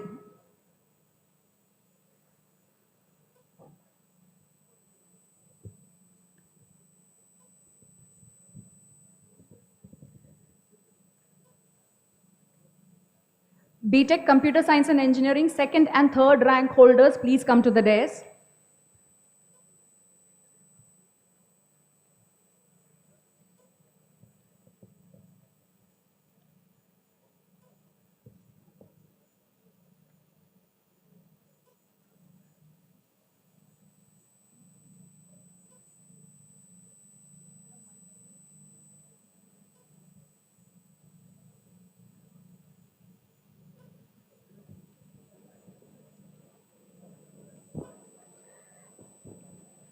MTech Computer Science and Engineering, rank 1 batch 2022, Talha Anwar.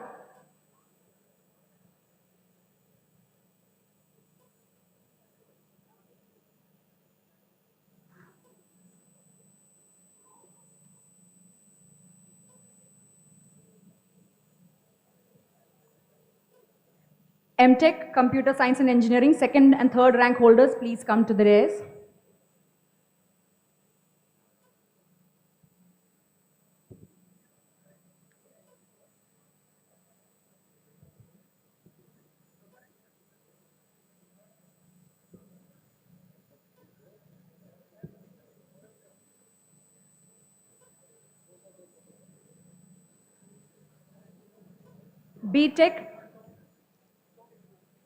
BTech Electrical and Electronics Engineering, rank 1, Divyendu Paul. BTech Electrical and Electronics Engineering, rank 1, R. Krishna.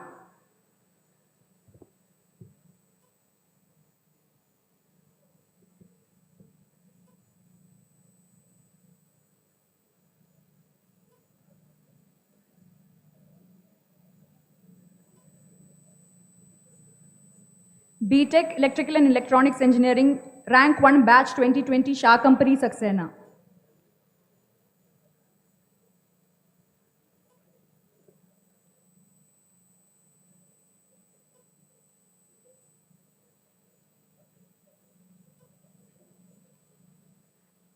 BTech Electrical and Electronics Engineering, second and third rank holders, please come to the dais.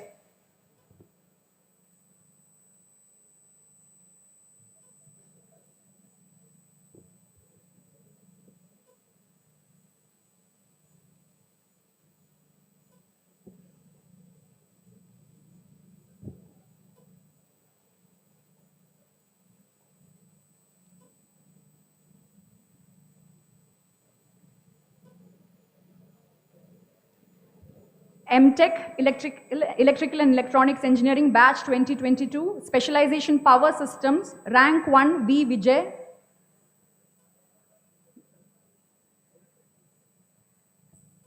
Batch 2022, specialization Power Electronics, rank 1, Tamil Selvam MP. Second and third rank holders, MTech Electrical and Electronics Engineering, Power Electronics, please come to the dais.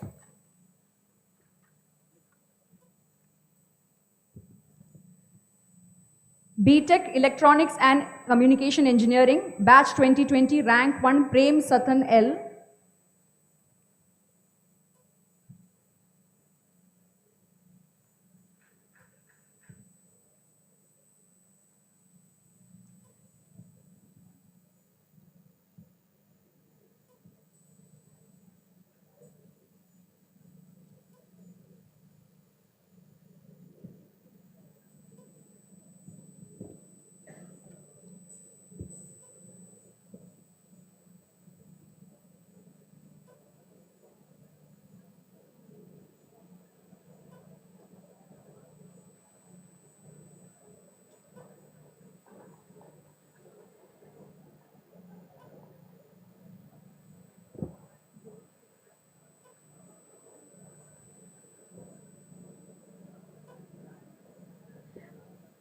BTech Batch 2021, Electronics and Electrical Engineering, Rank 1, Jayashri M.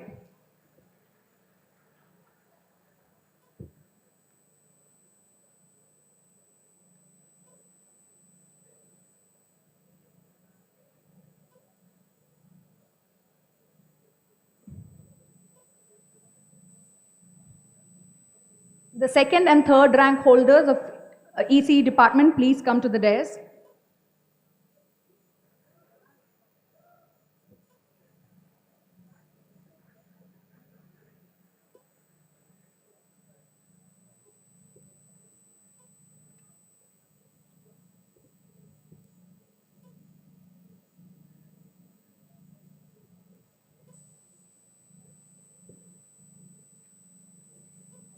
MTech Electronics and Communication Engineering 2022, Specialization Communication Systems, Rank 1, Abhishek P.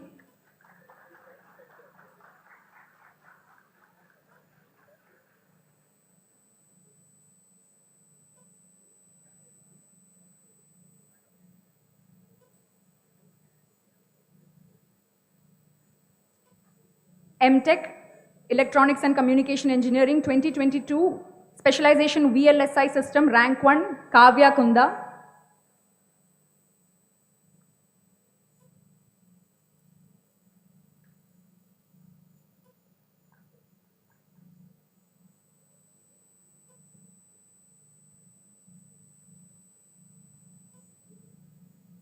MTech ECE department, second and third rank holders, please come to the dais.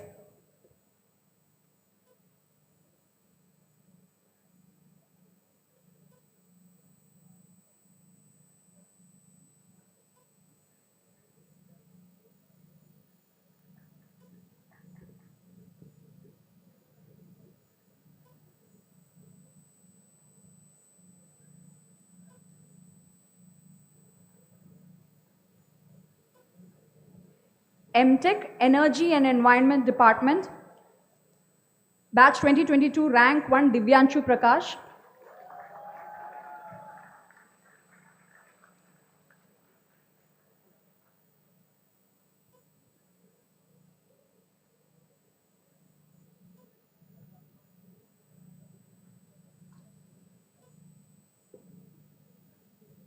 MTech Energy and Environment, Specialization Energy Engineering, second and third rank holders, please come to the dais.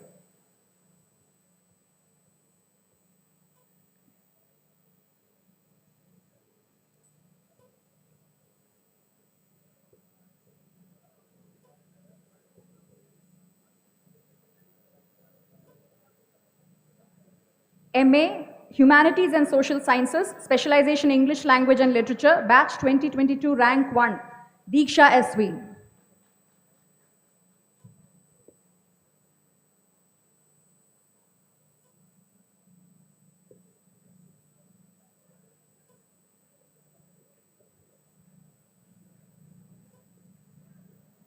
Batch 2022, Rank 1, Jasir PP.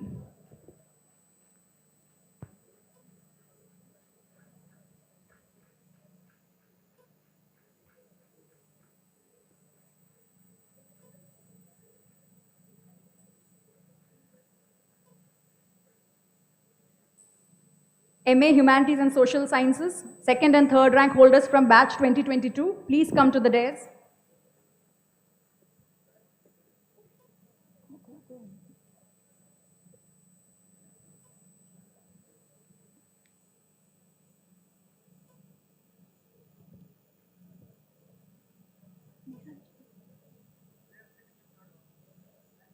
Go.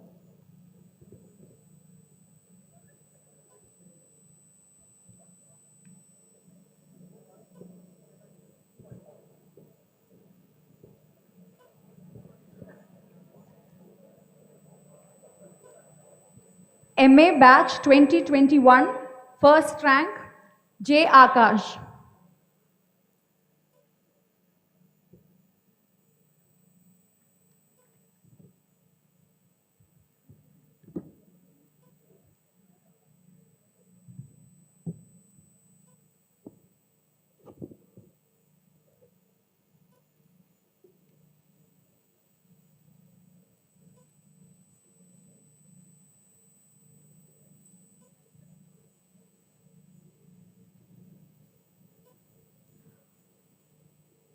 Batch 2021, Instrumentation and Control Engineering, BTech, first rank, Aryan Agarwal.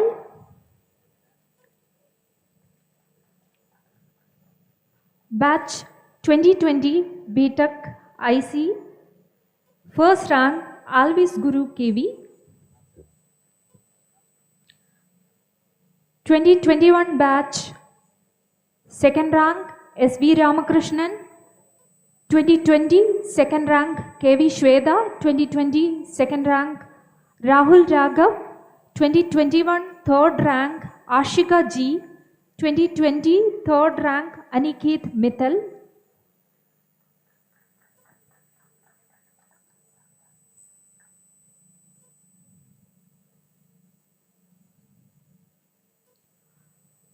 Batch 2020 MTech IC Industrial Automation, first rank Sai Lakshmi PV. Second rank R Pavan Gajan. Third rank Patil Jidesh Anil.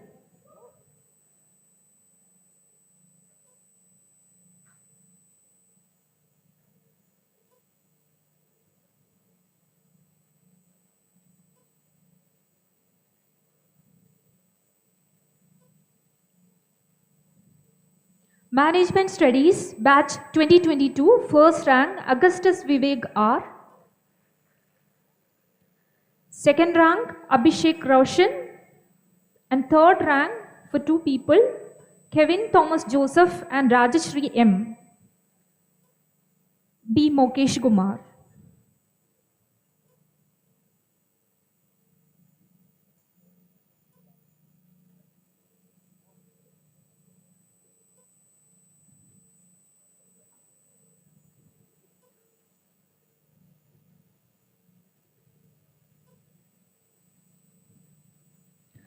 Now MSc Mathematics batch 2022 first rank Kundan K. Chowdhury. Second rank Arita Dasgupta and third rank Kea Bera.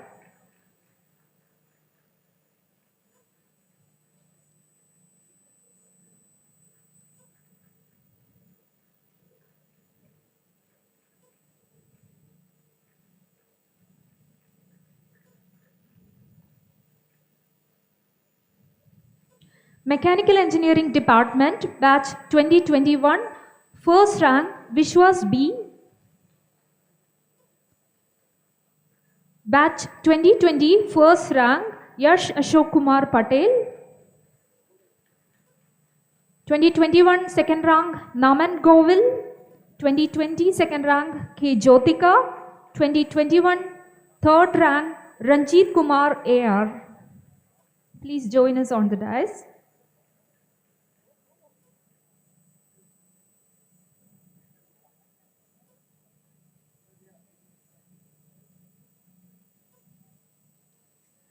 Mechanical Engineering MTech 2020, Industrial Safety Engineering, first rank Sushant Sidde.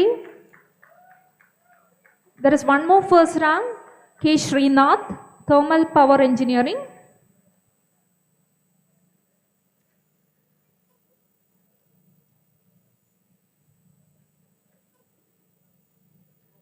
Batch 2022 second rank, Akshay C. Y. Yugesh. And third rank for two people, Anup RS and Divyanshu Gupta.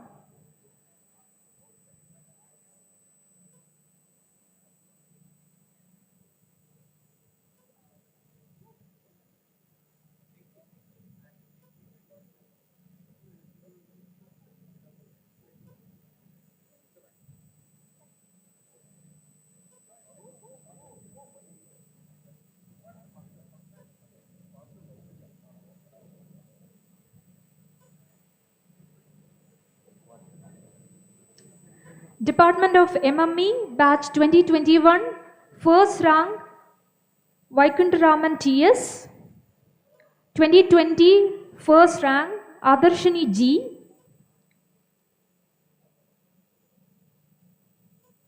2021, second rank, R. Ashwin. Second rank, R. Rishika.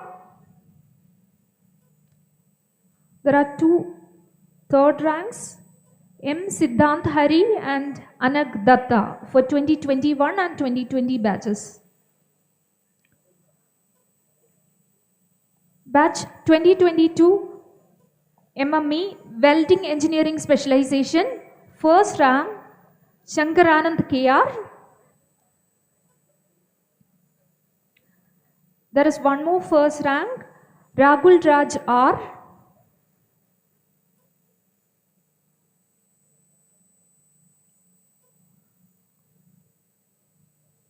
Batch 2022 Industrial Metallurgy Specialization, first rank, Vishnu M.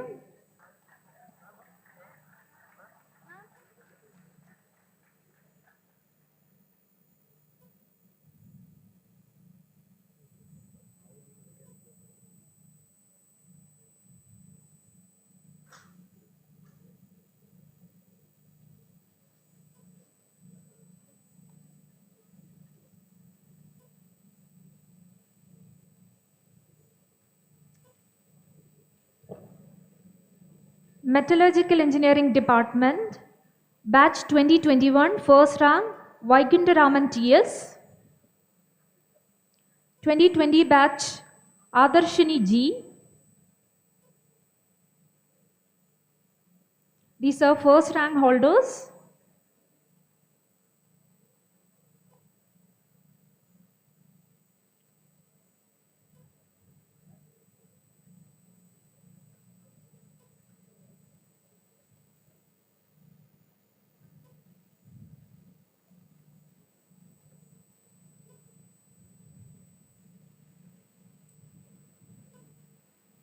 The second rank holders are R. Ashwin, M. Rishika.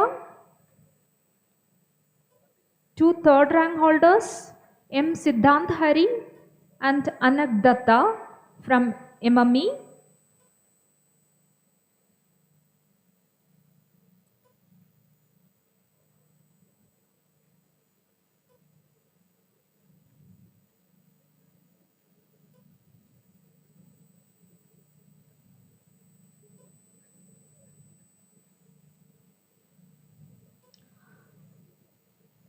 Batch 2022 MTech Metallurgical and Materials Engineering Welding Engineering Specialization, first rank, Shankaranand KR.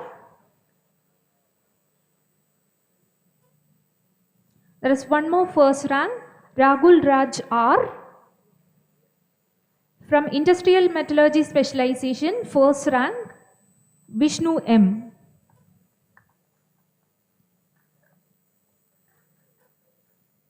Second rank holders from the same department are Archit, Surya K and Krishna Kumar R. Third rank holders from batch 2022 are Ravi Kumar, Satyam Sarathi and Reshu Sharma.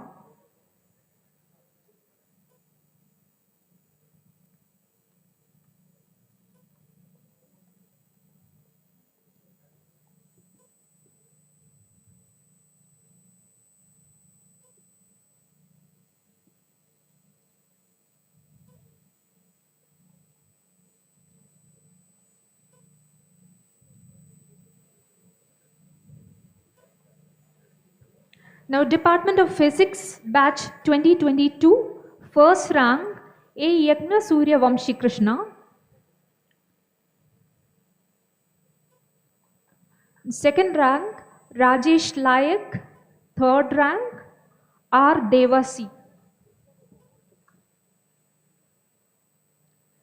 Batch 2022, MSc Physics.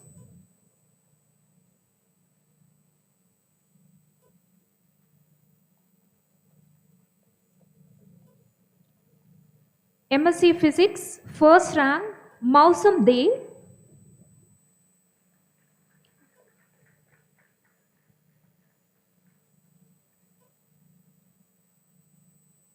Second rank, Anshuman Sasmal.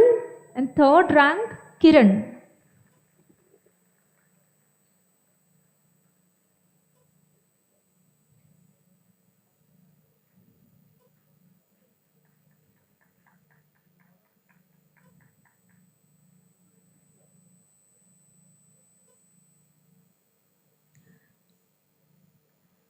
BTech Production Engineering, batch 2021, first rank,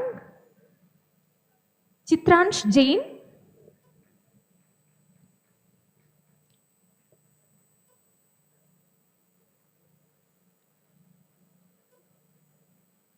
Batch 2020, first rank, Vichitraj C.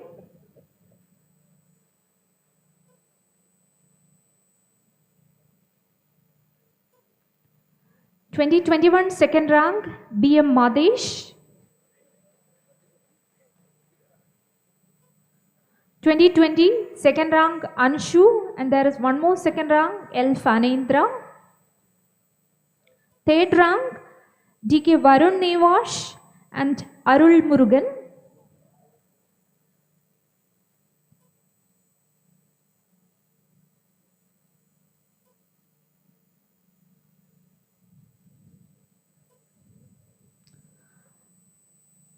Now, Production Engineering MTech batch 2022, Manufacturing Technology Specialization. First rank, Suroj Singh. Industrial Engineering and Management Specialization. First rank, Milind Jaiswal. Second rank from Industrial Engineering and Management Specialization, N. Jagadishwara Rao. Third rank, E. Jaji Ashok.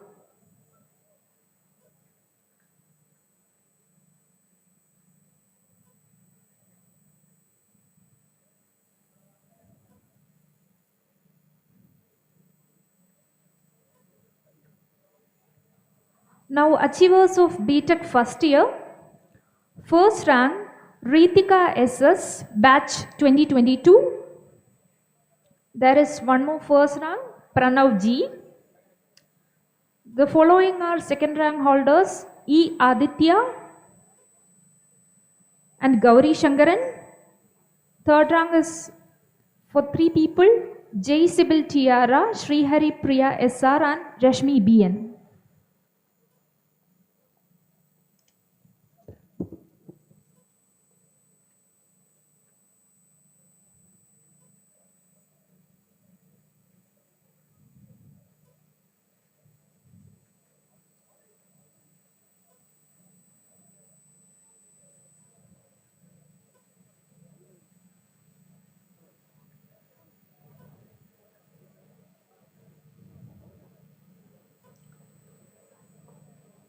Now we distribute the endowment awards.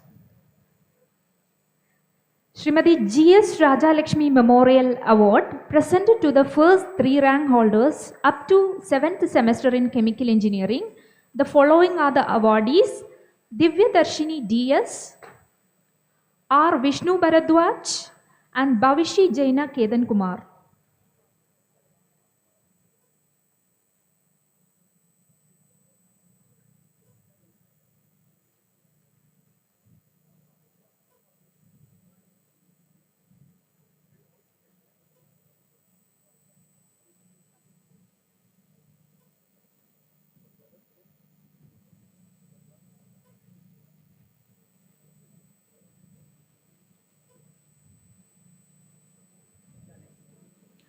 Dr. M. Shanmugam Award for the first rank holder up to 7th semester in civil engineering is awarded to A. Mukesh Sundar.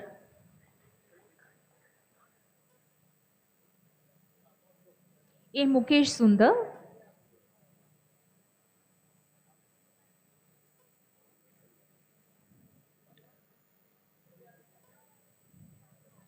Now, Shri Karche Endowment Award for the best project in the Department of Architecture is awarded to Vijay Aditya GR. Shri M.S. Balakumaran Award for the best outgoing student of MTech NDT is awarded to A. Yekna Suryavamshi Krishna. Professor S. Muthukarappan Endowment Award for the second rank holder in EEE branch up to 7th semester to Shakampari Saxena.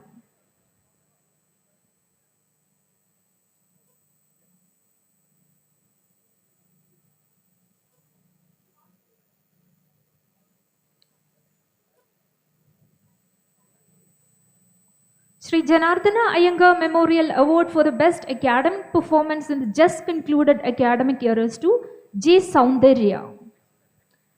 Srimati Sidama Memorial Award for the first rank holder up to 7th semester in the ECA branch, Harshini Murali.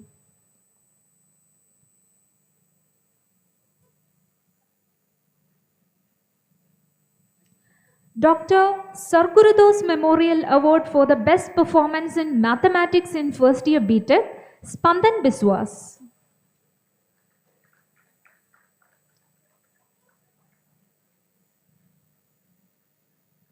Sri Avinash Memorial Award for the best outgoing male student of ICE branch to Suraj Subramaniam EP.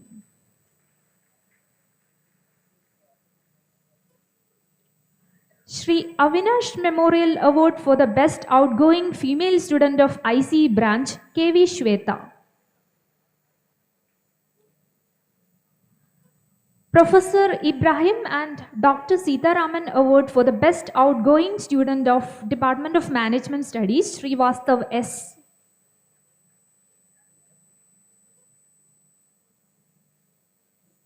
Professor Tirumalairation Award for the topper in HR and OB subjects in MBA, Vishal Kumar Bothra M.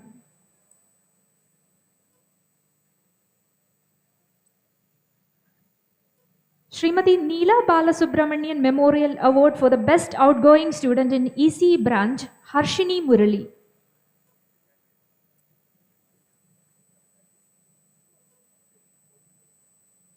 Karthik S. Memorial Award for the first rank holder up to 7th semester in BTech Production Engineering, Anshu.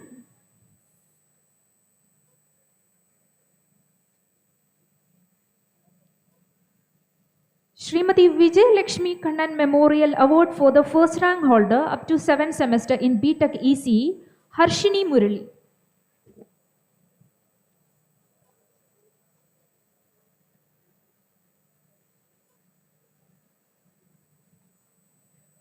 Late S. Doraisamy Memorial Award for the first rank holder up to 3rd semester MTech Industrial Safety Engineering, Sushant Siddhi. Sri Ramanujam and SMT Sundari Ramanujam Memorial Award for the first rank holder in English and BTech, Aryan L. and Dibanshi.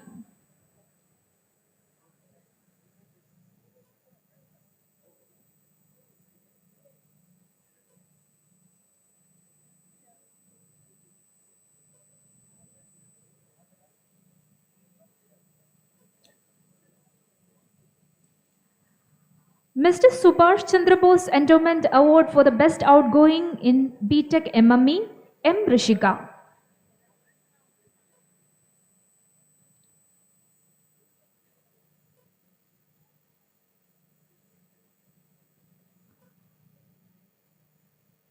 Dr. A.L. Abdusattar Memorial Award for the outstanding student in 3rd year ECE, Jayashri M.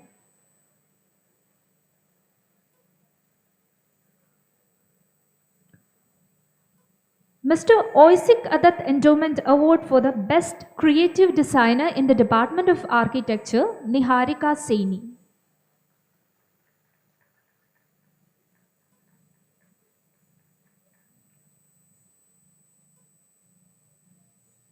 Joseph Martin Fernando Trophy for the excellence in the study and documentation of vernacular architecture, Raja Subanshi M.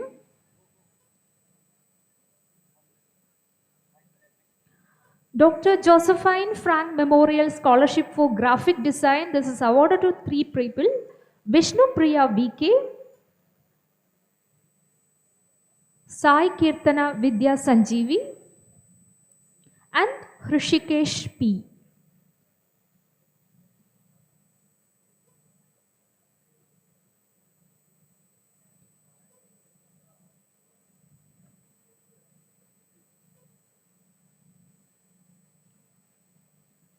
Now S.J. Chainalu Medal of Excellence.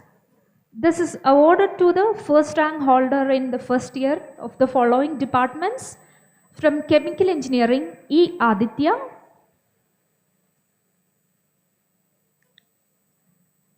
Civil Engineering first rank holder Unnithan Arunesh Suresh,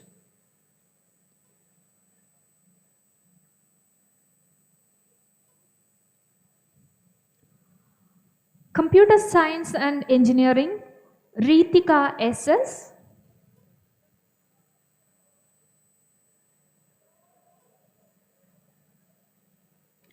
Electrical and Electronics Engineering Satvara J. Vipul,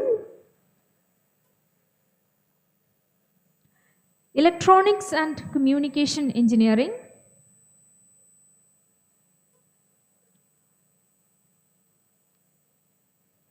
J. Sibyl Tiara,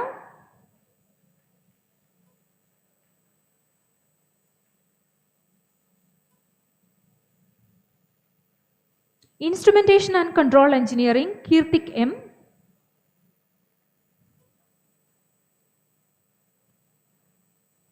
Mechanical Engineering Sri Haripriya SR,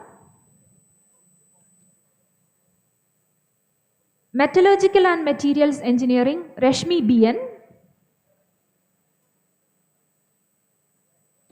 Production Engineering Pranav G.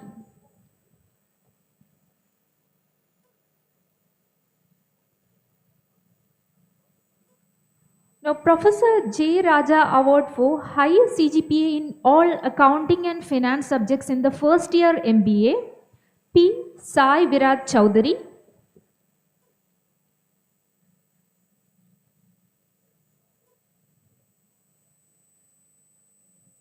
Professor K.S. Pandey Memorial Outstanding Student Award, M. Rishika.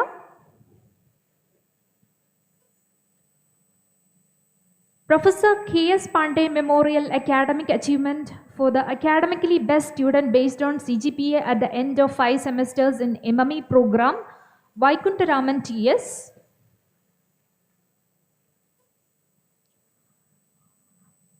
Best Outgoing Student of MME instituted by Chennai Medco Private Limited Chennai, Anag Datta.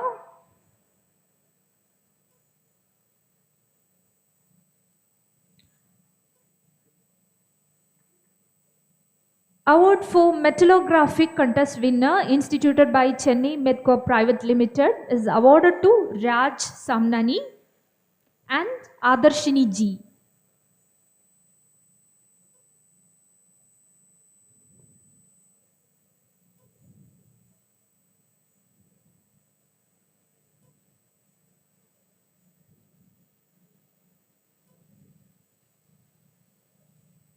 Now the best NCC cadet of the year is M. Abhishek Baswaraj.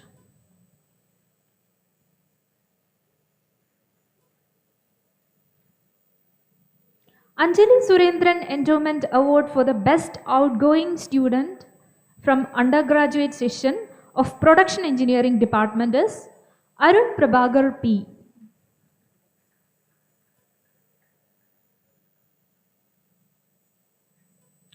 Dr. S.H. Ibrahim Memorial Award for Best Outgoing Student in Beta Chemical Engineering, Divya Darshini D.S.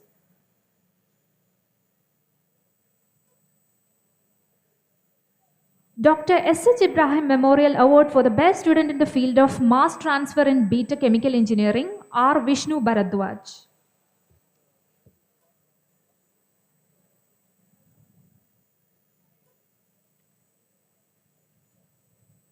Now RSC 78 Alumni Medal for the Best Outgoing Girl Student, Harshini Murali.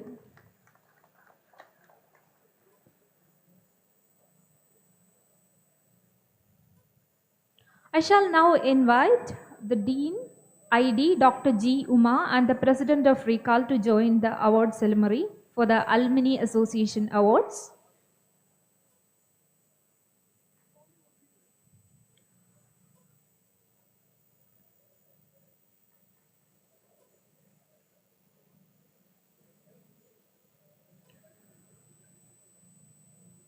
Now we distribute Alumni Awards for BArch and BTech. Architecture Department, Niharika Saini.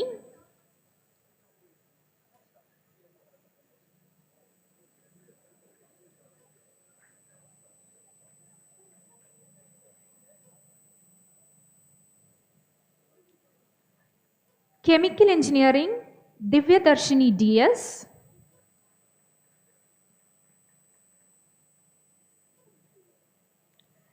Civil Engineering, A. Mukesh Sundar.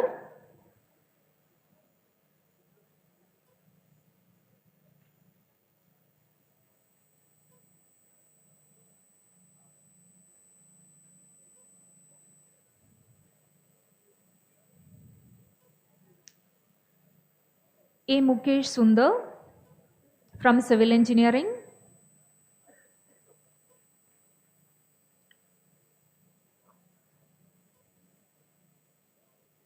Now from Computer Science and Engineering, the award is to Sneha and Reggie.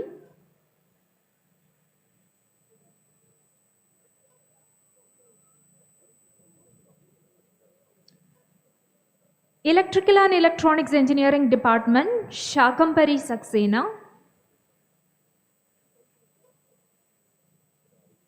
Shakampari Saxena.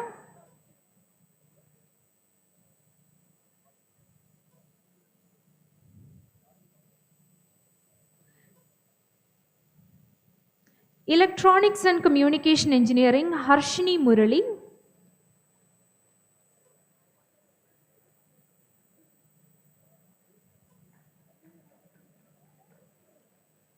Instrumentation and Control Engineering, Aniket Mittal.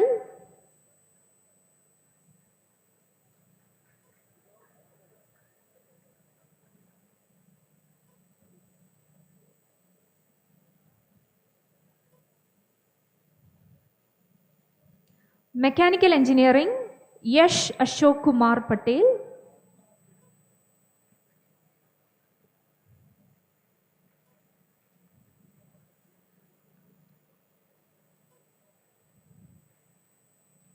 Metallurgical and Materials Engineering, M. Rishika.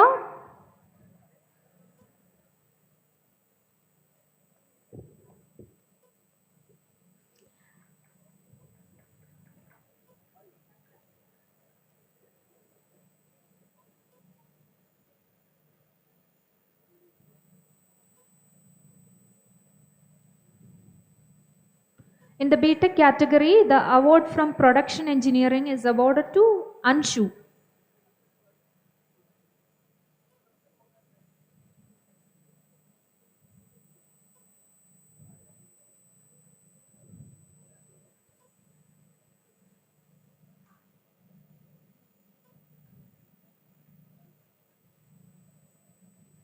Alumni Awards for the MArch, MTech, MSc, MBA, MCA and MA. Architecture Department, T. Niharika.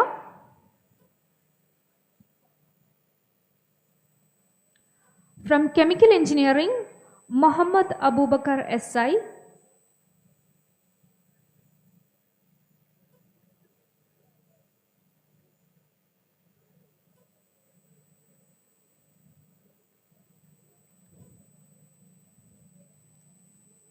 From Chemical Engineering, there is one more award for Process Control and Instrumentation Specialization, Tushar.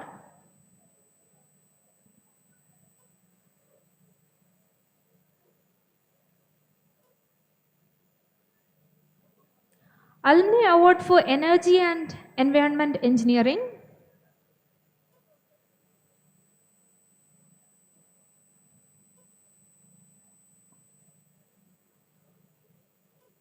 Divyanshu Prakash.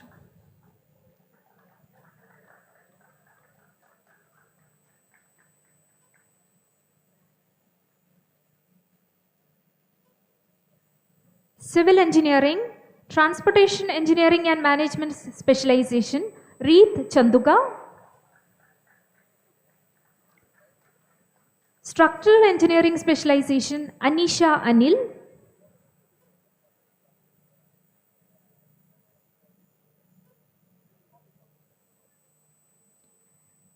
Environmental Engineering Specialization, Rahul TP.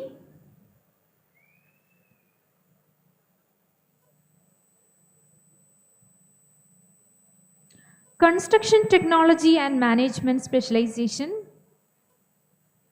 M. Pavan Kumar.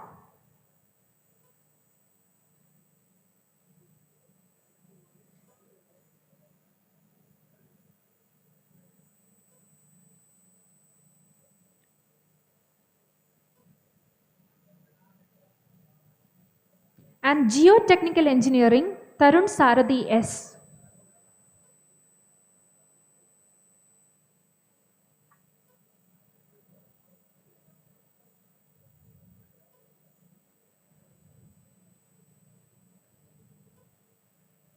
Department of Computer Science Engineering, Talha Anwar. Electrical and Electronics Engineering, from Power Systems, V. Vijay.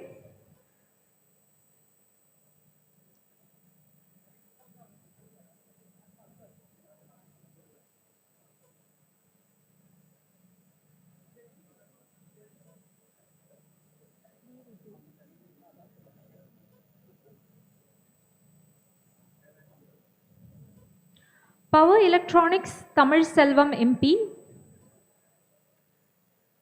Electronics and Communication Engineering, Communication System, Abhishek P.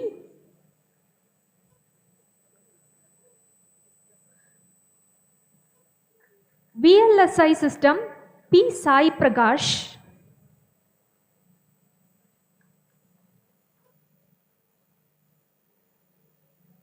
Instrumentation and Control Engineering, Industrial Automation, Sai Lakshmi PV. Now Mechanical Engineering, Industrial Safety Engineering Specialization, Sushant Sidde. Thermal Power Engineering Specialization, K. Srinath.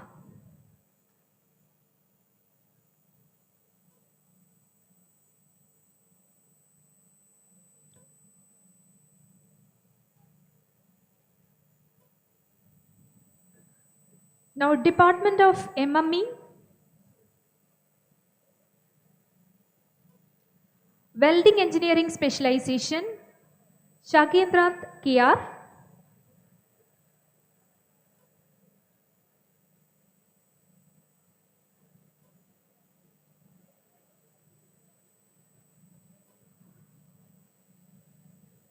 Material Science and Engineering Specialization, Ragul Raj R.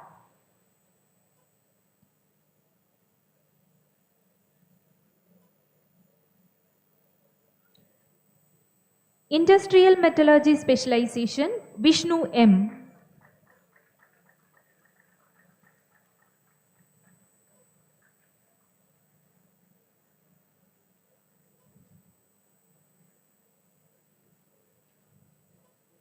From Production Engineering Department, Manufacturing Technology, Suraj Singh.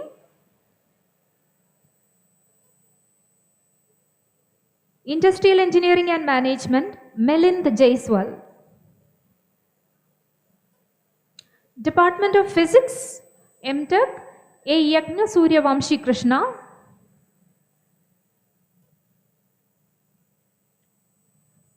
MSc Physics, Mausam De and Anshuman Sasmal.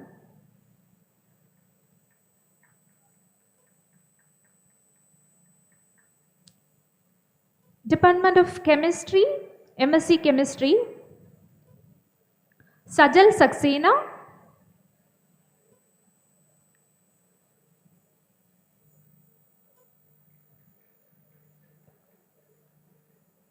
Department of Mathematics, Kundan K. Chowdhury.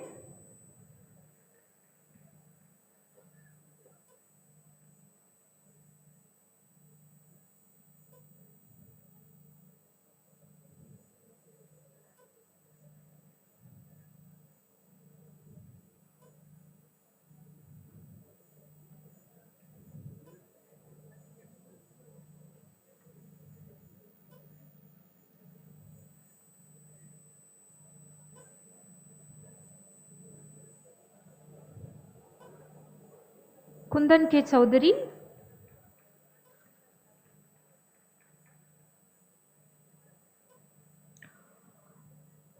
Management Studies, MBA, Sandra Alina Jose.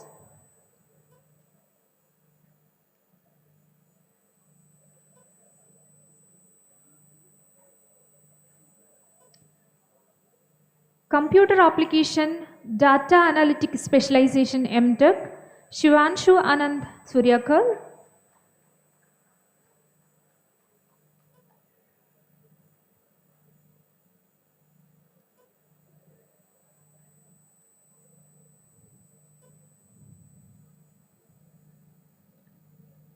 MCA, Abhilash Singh.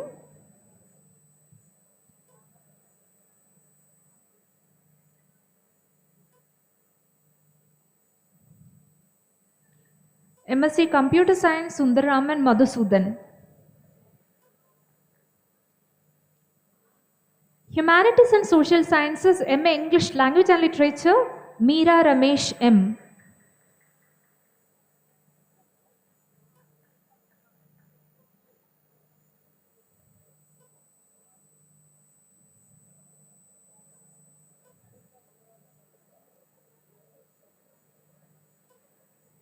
Now it's time for the Alumni Awards instituted by Recall.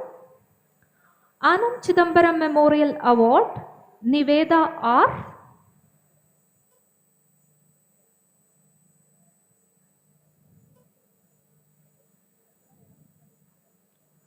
Outstanding Sportsman,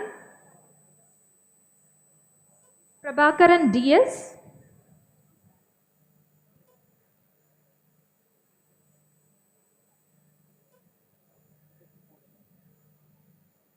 Outstanding Sportswoman, Kavya S.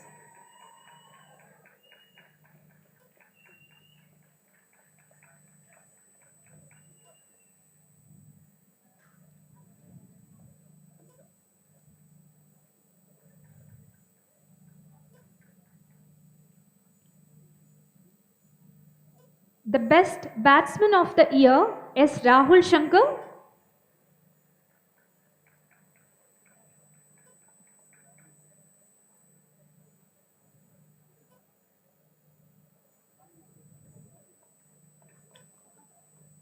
The Best Bowler of the Year, Karthik SS.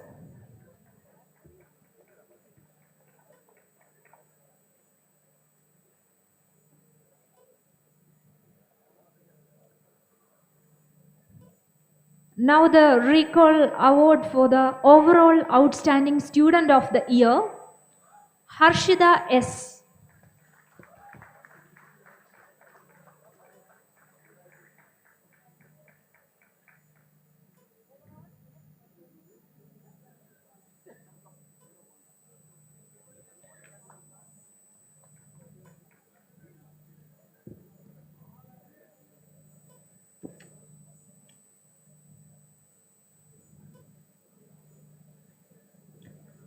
I thank Dean ID and President of Recall.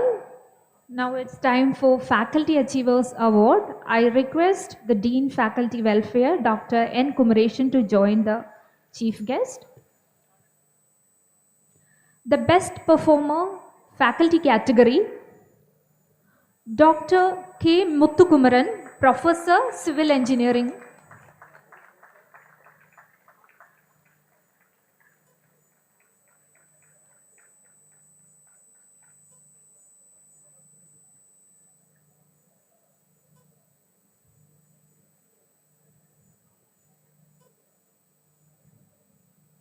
The Best Associate Professor in Civil Engineering, Dr. Nisha Radhakrishnan.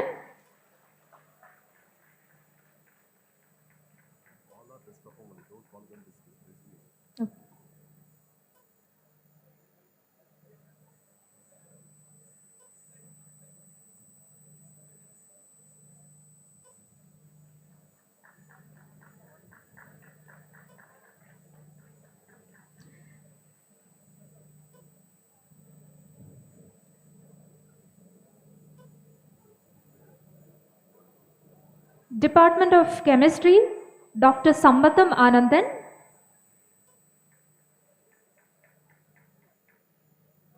Call them by department. Read out the list and mention which department they are from, not department by specific.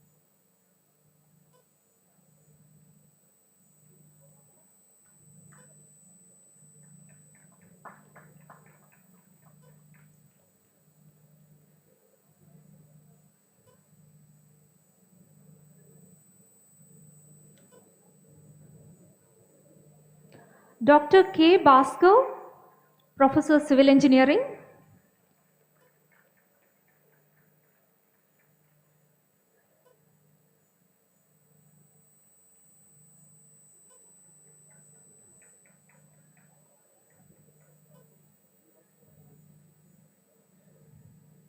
Dr. Satyaraj Venkateshan, Professor, Humanities and Social Sciences.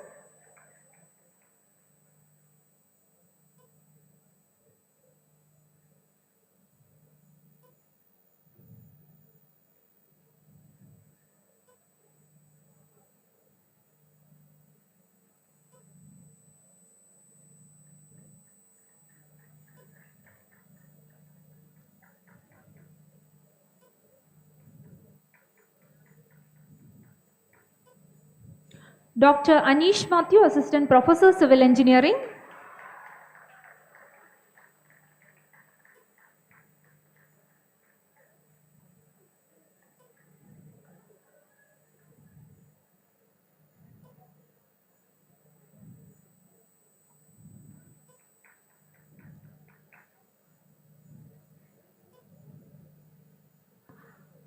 Dr. G. Lakshmi Narayan, Professor, Electronics and Communication Engineering.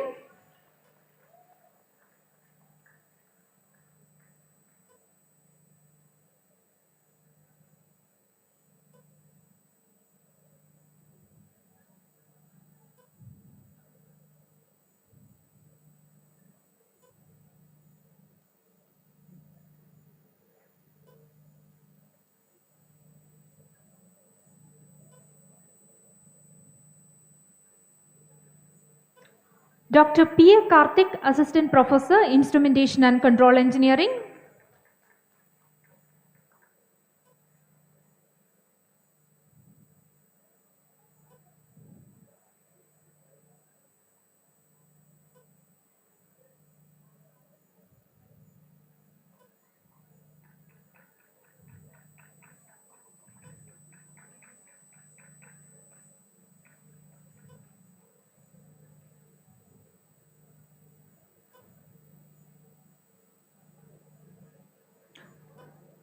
Dr. R. Anand, Professor, Mechanical Engineering.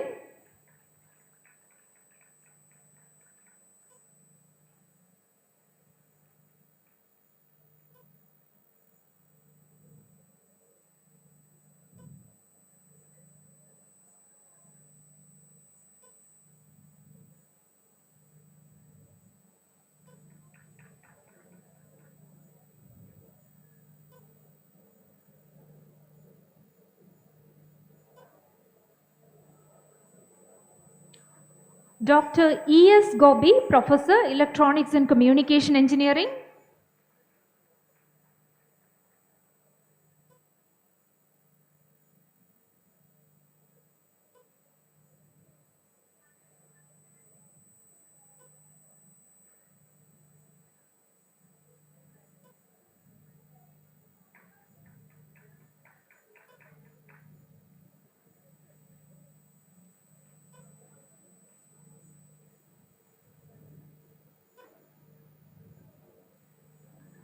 And Dr. S. Velmadi, Professor, Chemistry.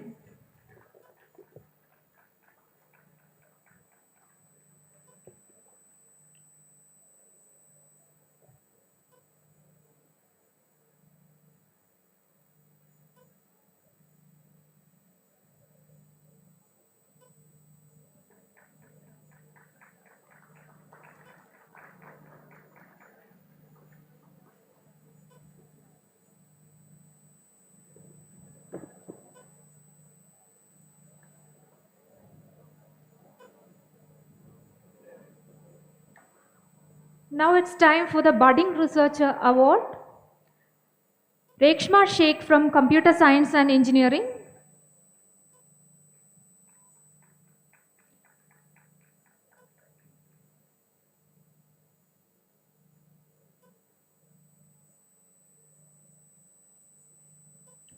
M. Gautam Reddy, ECE.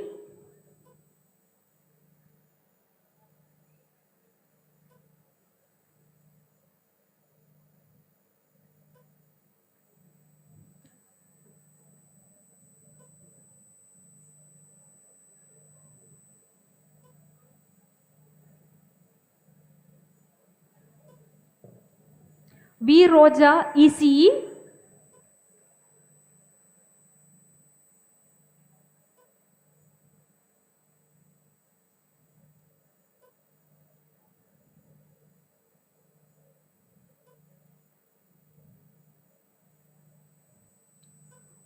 Balamurugan R. Physics.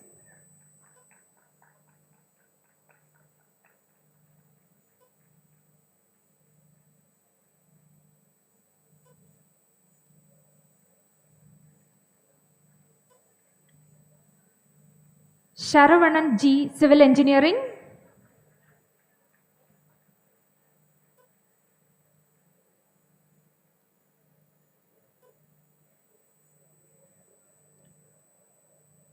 Vishnu Narayanan Nambudiri, Chemistry.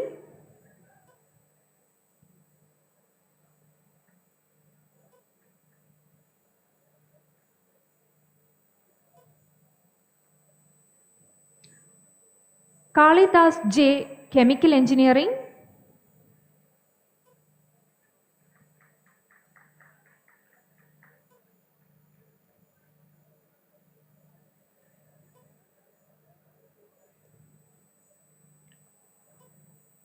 Sandhya P. Chemical Engineering.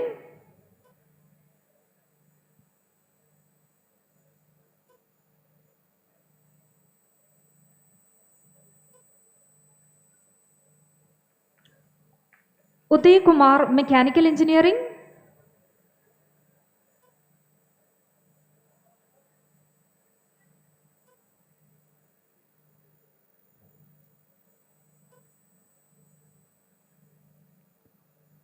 Gopi R. Mechanical Engineering.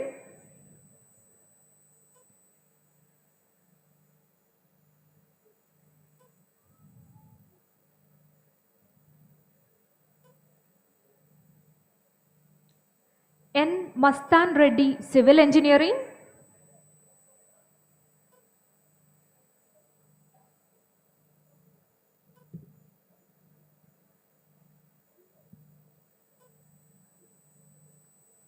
G. Chitti Babu, Management Studies.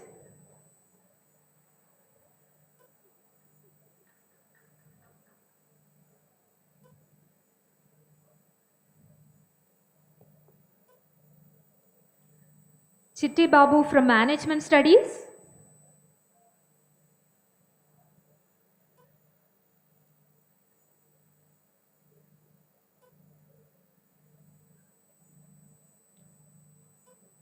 Adul SR, Physics.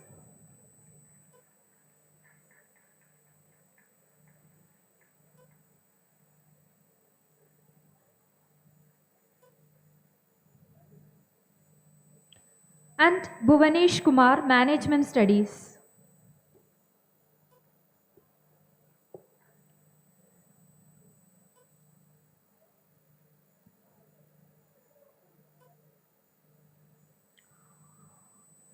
Now we distribute the awards for the best performing departments, the academic year 2023-2024.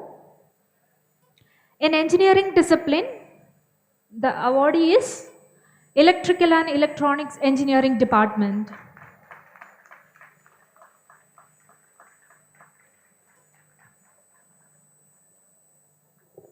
I request the HOD to receive the.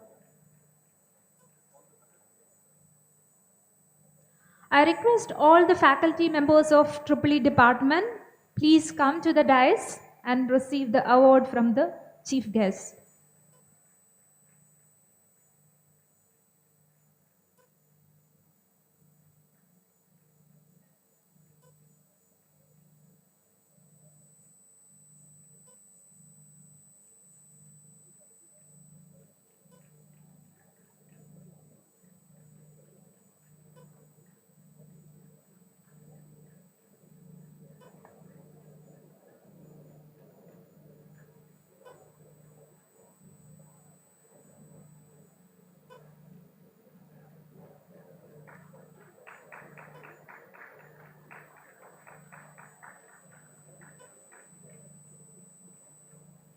Congratulations to AAA department.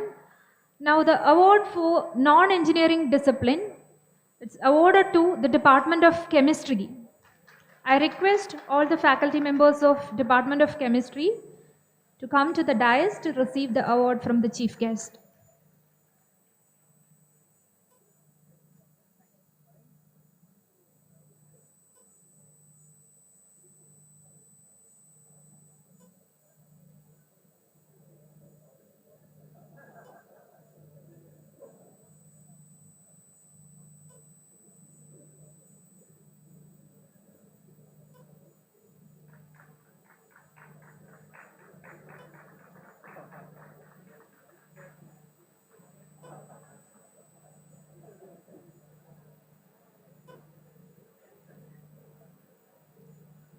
Congratulations to Department of Chemistry.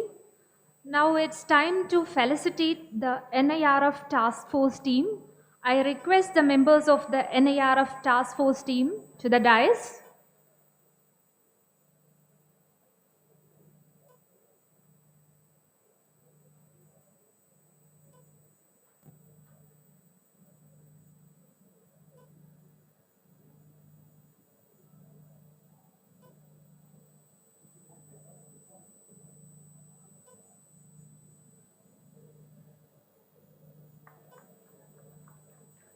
A big round of applause for the NIRF Task Force team for the job they are doing throughout the year.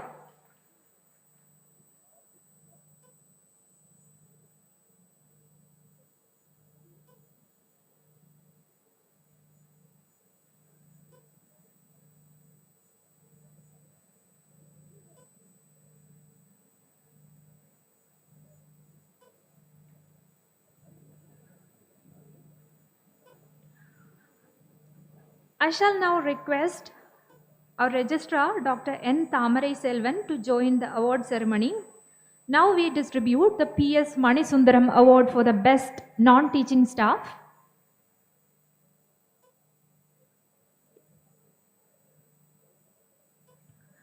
Dr. P.S. Manisundaram Endowment Award for the best non-teaching staff is awarded to Mrs. Anandi Mohan Kumar from Architecture Department.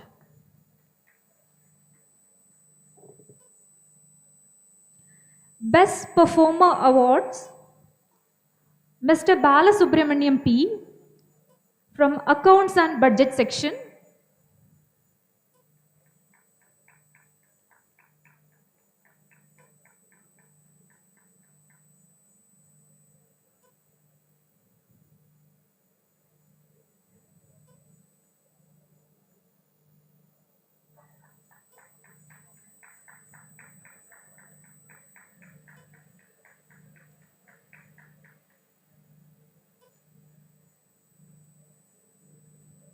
The Best Performer Awards for staffs from teaching departments, Mr. S.P. Satyasandar from Civil Engineering Department,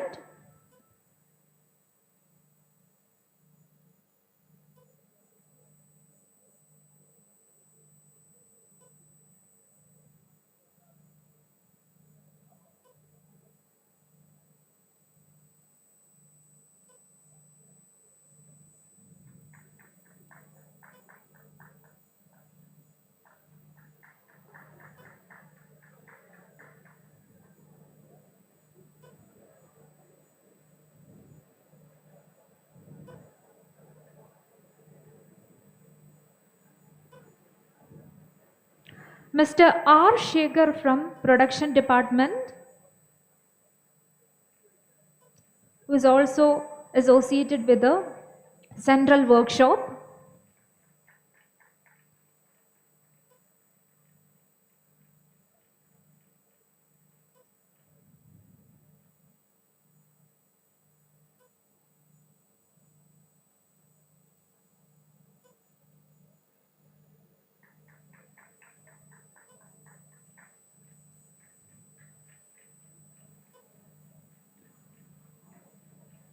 Next award is to Mr. S. Sharavanan from Physics Department.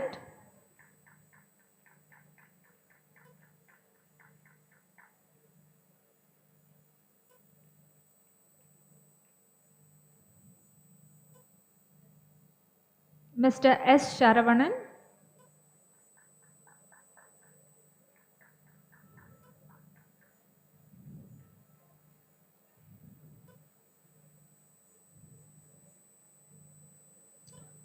I now invite Mr. Satik Bacha from EC department.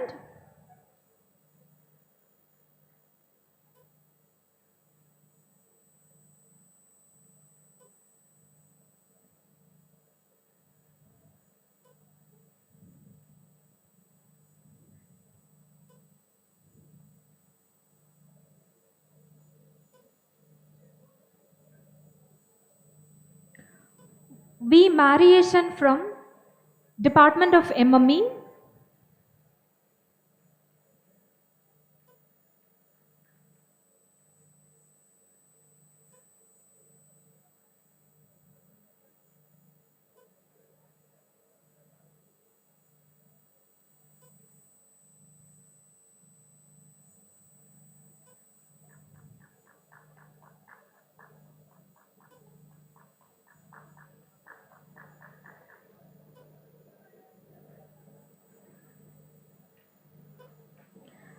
And finally, I invite A. Winslers from Physical Education Department, who is also associated to Dean Students Welfare Office.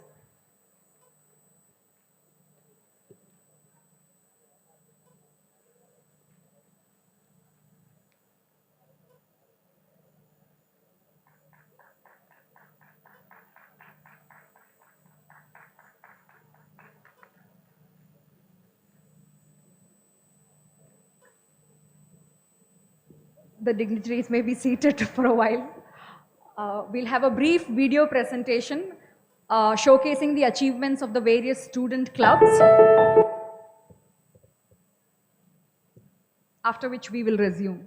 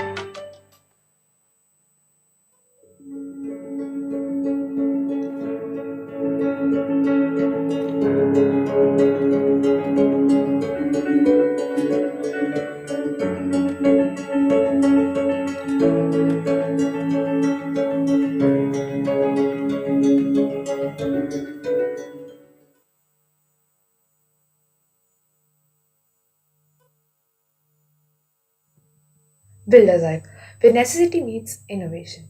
Builders Hive is a civil engineering research and development club of NIT Trichy. Established in the year 2012, it was then known as the Social Engineering and Innovation Club of NIT Trichy. Some of the projects on which we previously worked include Kinetic Speed Breaker, Self-Healing Country, Brick Holder, Scrap Shack, Mr. Trash Wheel 2.0, Triple Green Filter, Trubush, Sustainable Tent, and Exoskeleton, to name a few, which got good recognition for their ideation and presentation. Please do check our Instagram, Facebook, LinkedIn, and YouTube handles for further information regarding our work. Do follow our handles for regular updates.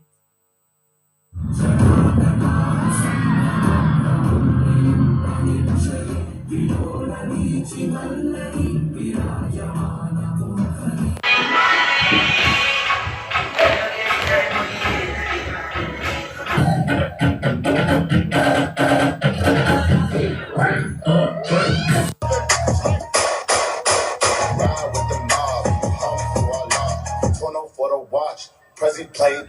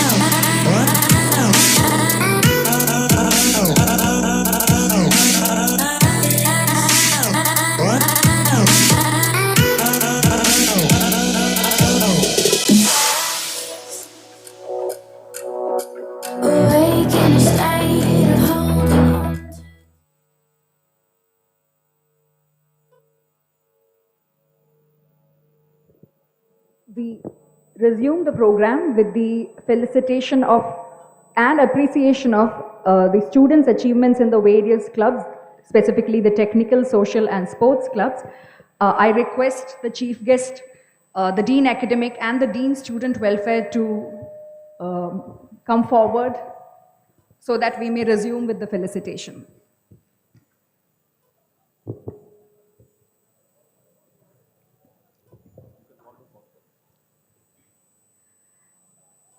I invite the faculty advisors now and the chairman of the Festember team, Pragyan team, NIT-Fest team, Sports Fed team, Aveg team, and the first year orientation team to the stage.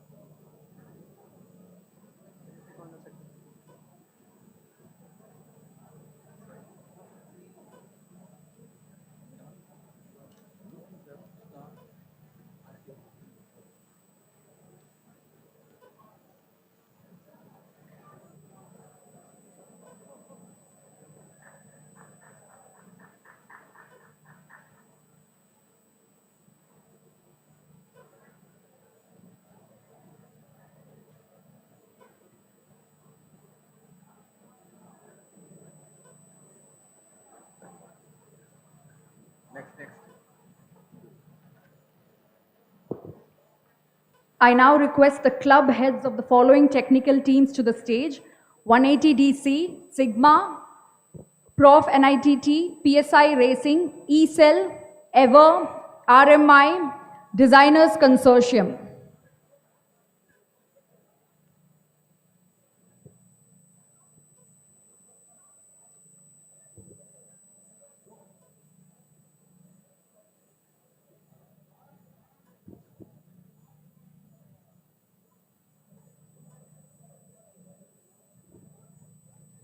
The club heads of the technical clubs, please come to the stage.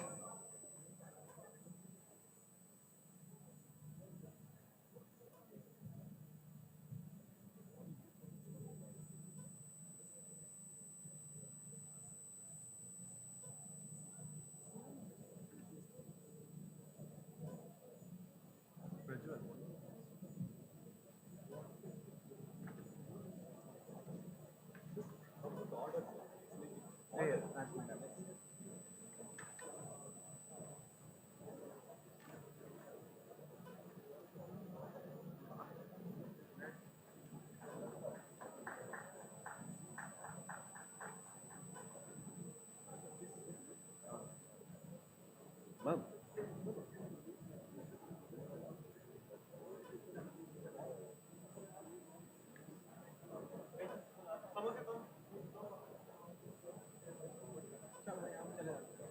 Let's go. We'll go.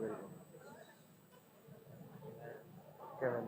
My train. Ask him to come back. Is it set destiny? Oh, me on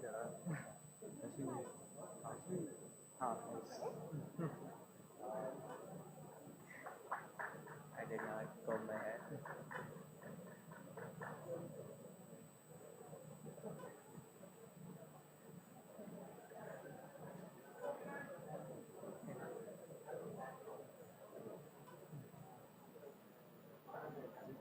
I got it.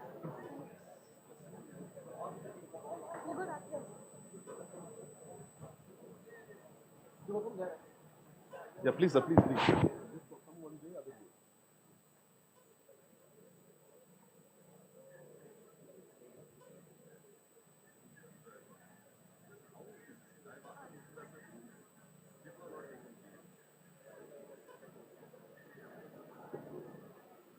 I request the faculty advisors and club heads of the following technical clubs to move towards the dais: Maximus, Spider R&D, 3D Aero Modeling, Research Scholars Forum, Nakshatra, Graphic, Delta Force, and Builders Hive.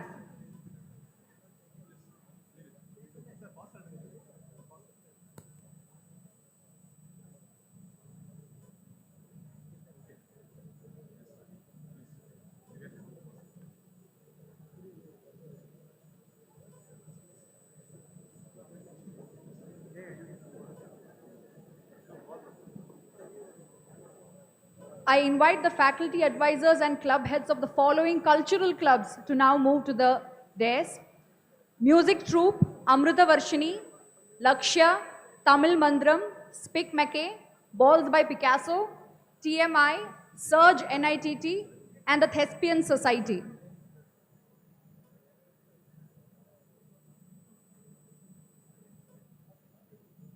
Faculty advisors and club heads of the cultural clubs, please come to the dais.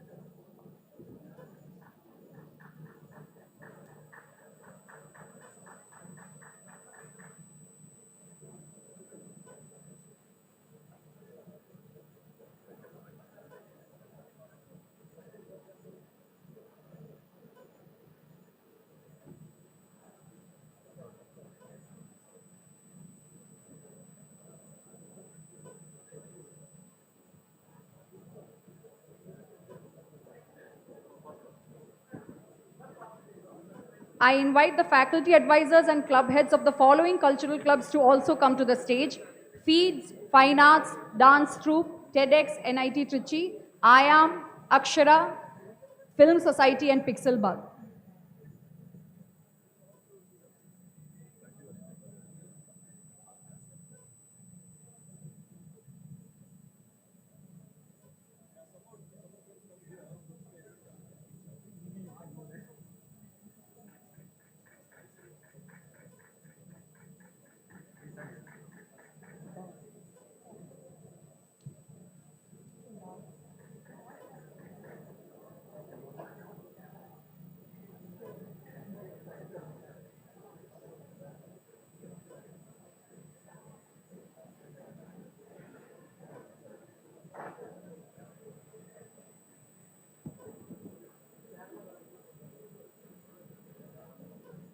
The cultural clubs that were called Please call out, them, the group. the cultural clubs that were called out, please come to the dais.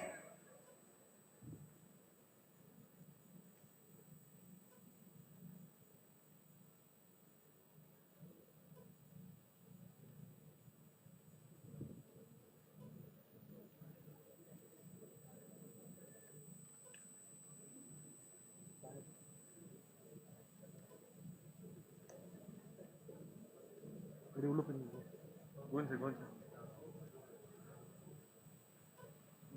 Go inside, go inside.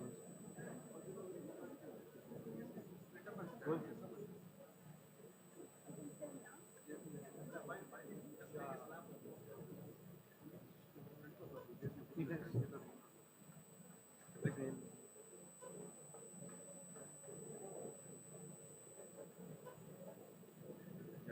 I'll switch.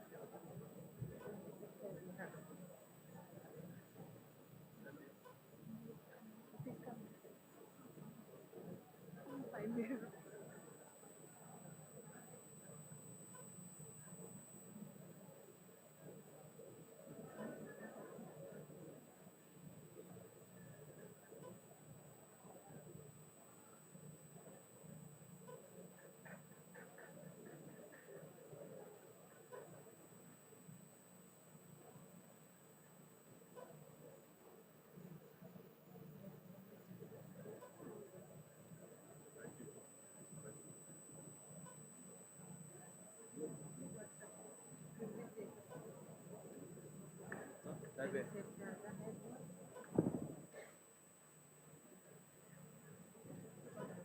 I invite the faculty advisors and club heads of the following social clubs to please come to the dais now. NCC, NSS, Akara, Ignite, Leap, Omega Science and Spirituality, Pupil for Pupil Committee and Apeksha, Prakriti, Task Force, Enrich. I invite the faculty advisors and club heads of the social clubs that were just called out. Please come to the dais.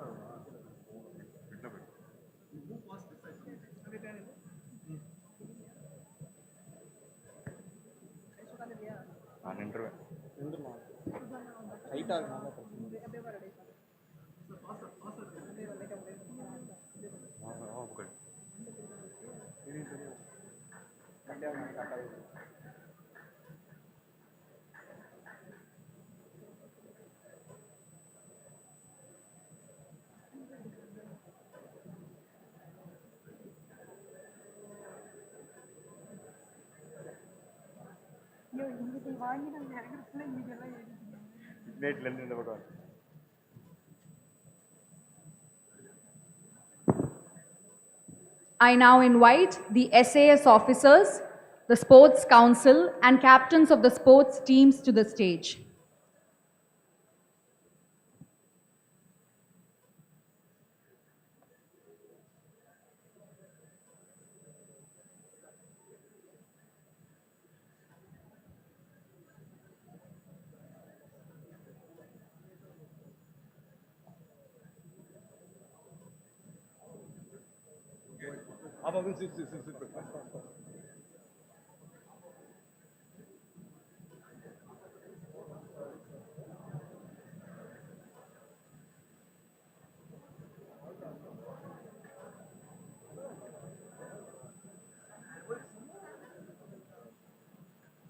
Go that side.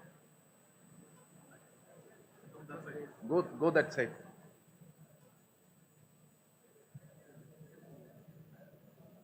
That's it. उस तरफ आगे बैठ.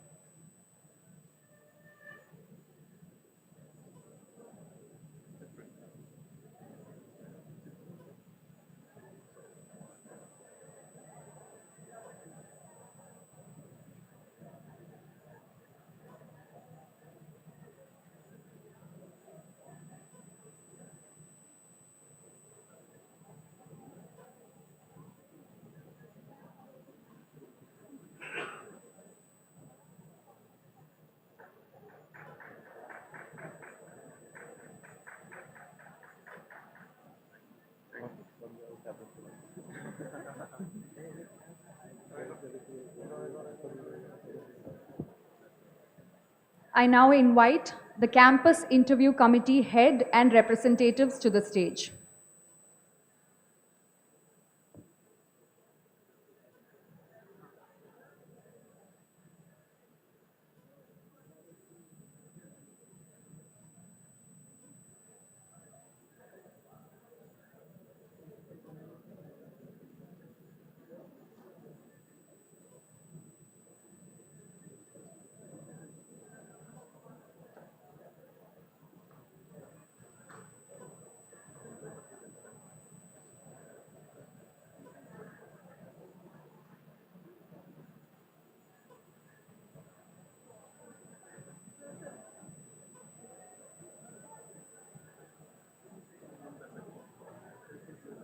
மச்சான் கீழே உட்காந்துரு, அப்படியே உட்காந்துடலாம்.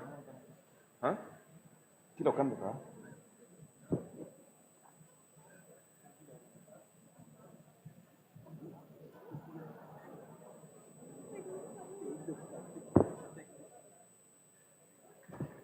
Where should we stand?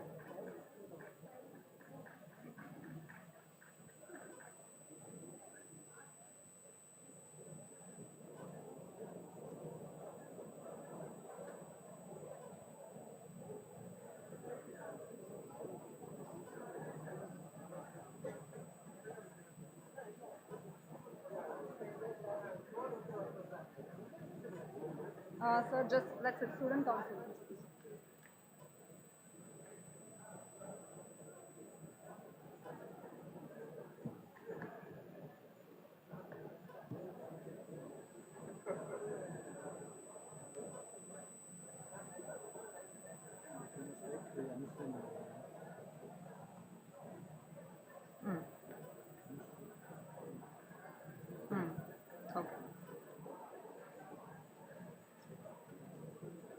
I would like to take a moment now to thank all the class representatives and office bearers of the associations on behalf of the administration.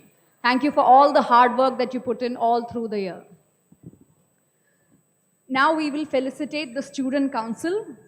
I invite the Student Council members to the stage, the outgoing Student Council. Navati Trinesh, President. Vice President Hashwita. Additional General Secretary Sri Subhiksha, Joint Secretary Harshvardhan, Additional Joint Secretary Sri Harikrishna Perumal, PG Secretary Bireshwar Das, and PhD Secretary Ashwin Prakash. I also request the Technical Council to join them: Jairam, Bandhavya Devi Reddy, Akash Jaiswal, the Social Council members Sujata, Kabilan Murali, G. Ravindranath Yadav, the Cultural Council members Surya Prakash B, Jagan Ramamurthy, and the Science heads Srinija Gundivoina, Aishwarya, Mukund M. Srivatsan.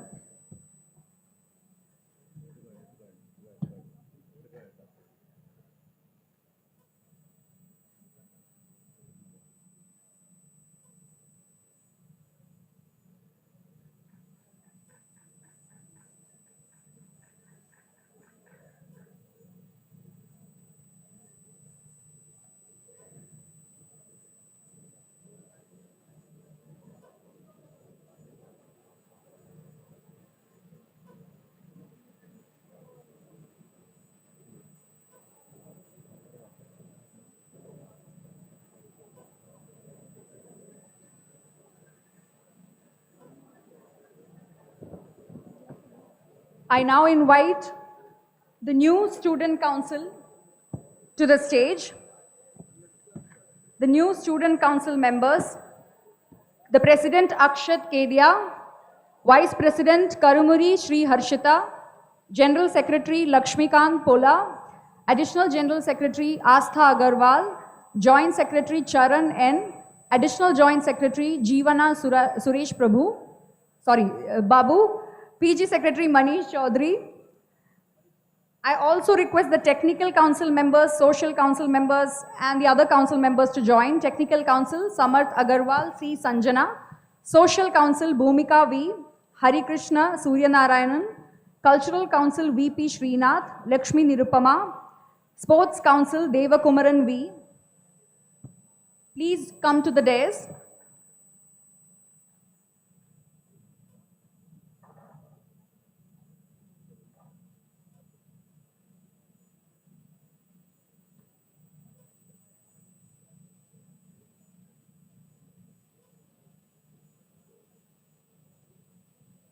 Now I request the members of the council to repeat after me. I solemnly affirm that as a member of student council, I will uphold the value of integrity, respect and service that defines our college. I pledge to listen with an open heart and mind to the voices of all the students and to represent their interests and well-being with diligence and fairness. I commit to collaborating with my peers, teachers and administration to foster a nurturing and inclusive environment where every student has the opportunity to thrive. I promise to carry out my responsibilities with enthusiasm and dedication, always aiming to contribute positively to our college community. Thank you.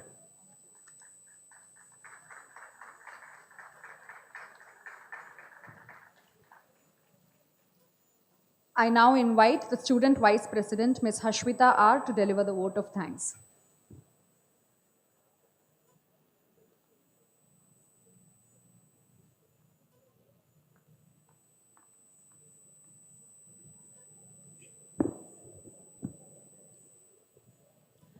A very good afternoon to one and all present here today.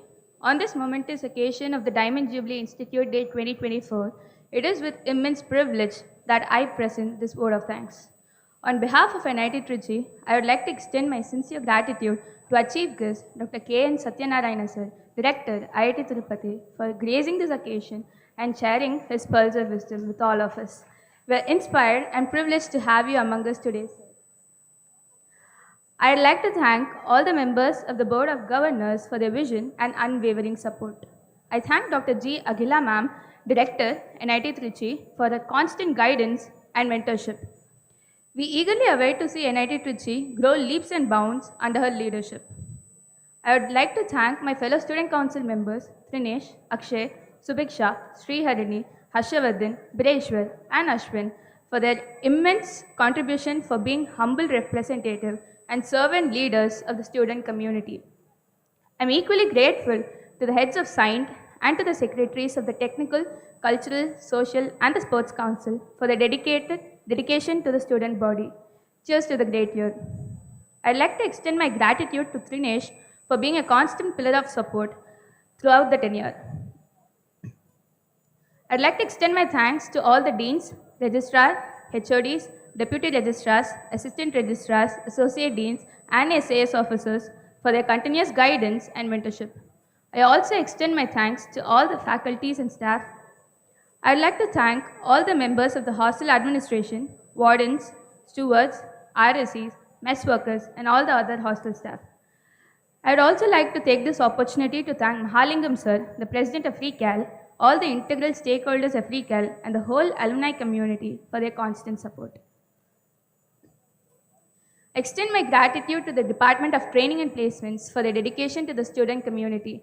I would also like to thank the members of the Estate Maintenance Department, Computer Support Group, Internal Complaints Committee, Counseling and Guidance Cell, Security Office, and Hospital for their unwavering support. I wish to extend my gratitude to the Academic Office and the committee members for planning and timely execution of this event. I would also like to extend thanks to the media and publicity team for the coverage of this event. I would also like to thank Dr. Nisha Vishwanathan Ma'am and Dr. Anu Kuriakose for taking us on this event. I extend my heartfelt gratitude to all the class representatives, class committee members, training and placement coordinators, heads of clubs and association, hostel and mess representatives, and executive committee members of all the fests. Throughout the year, your tireless contributions have enriched our institute experience. I take this opportunity to wish Best of luck to the incoming Students' Council under the able leadership of Akshat and Sri Harshita. We wish you the very best and hope the bar continues rising higher and higher. I'd like to thank my family, friends, seniors, juniors, and well-wishers for being there through thick and thin. I'd like to extend my gratitude to Amulya, Shrishti, Shresht, Chirag, Siddesh, Tanmay, Tejas, Abhirami, and my classmates. This one is for you guys. And here is to wish the best to all of us in life. Any amount of thanks would not suffice for your undeterred support. Thank you. In anyone's college experience, the significant aspect is the peer group. And looking back, the first time I entered this institute to now, I've grown as a person in many ways. Thank you to the entire student community of NIT Trichy. As we set out to begin a journey to explore the world filled with opportunities, we are bound to face numerous challenges. I hope the people we met and the experiences we have had in college gives us hope and help us overcome them. All the very best to the batch of 2024. Let's scale new heights with every step which we take forward.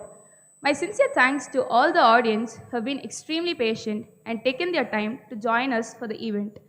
This is Hashwita, Students' Council Vice President, 2023 to 2024, signing off. Thank you.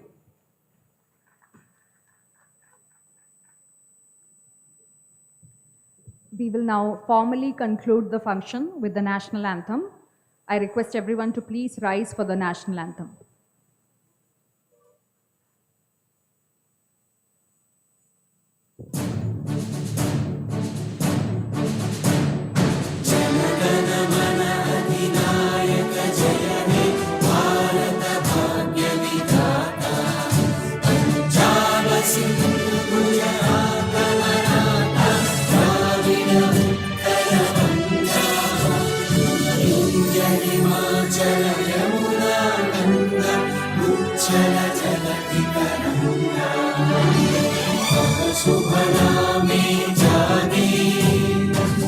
Shubh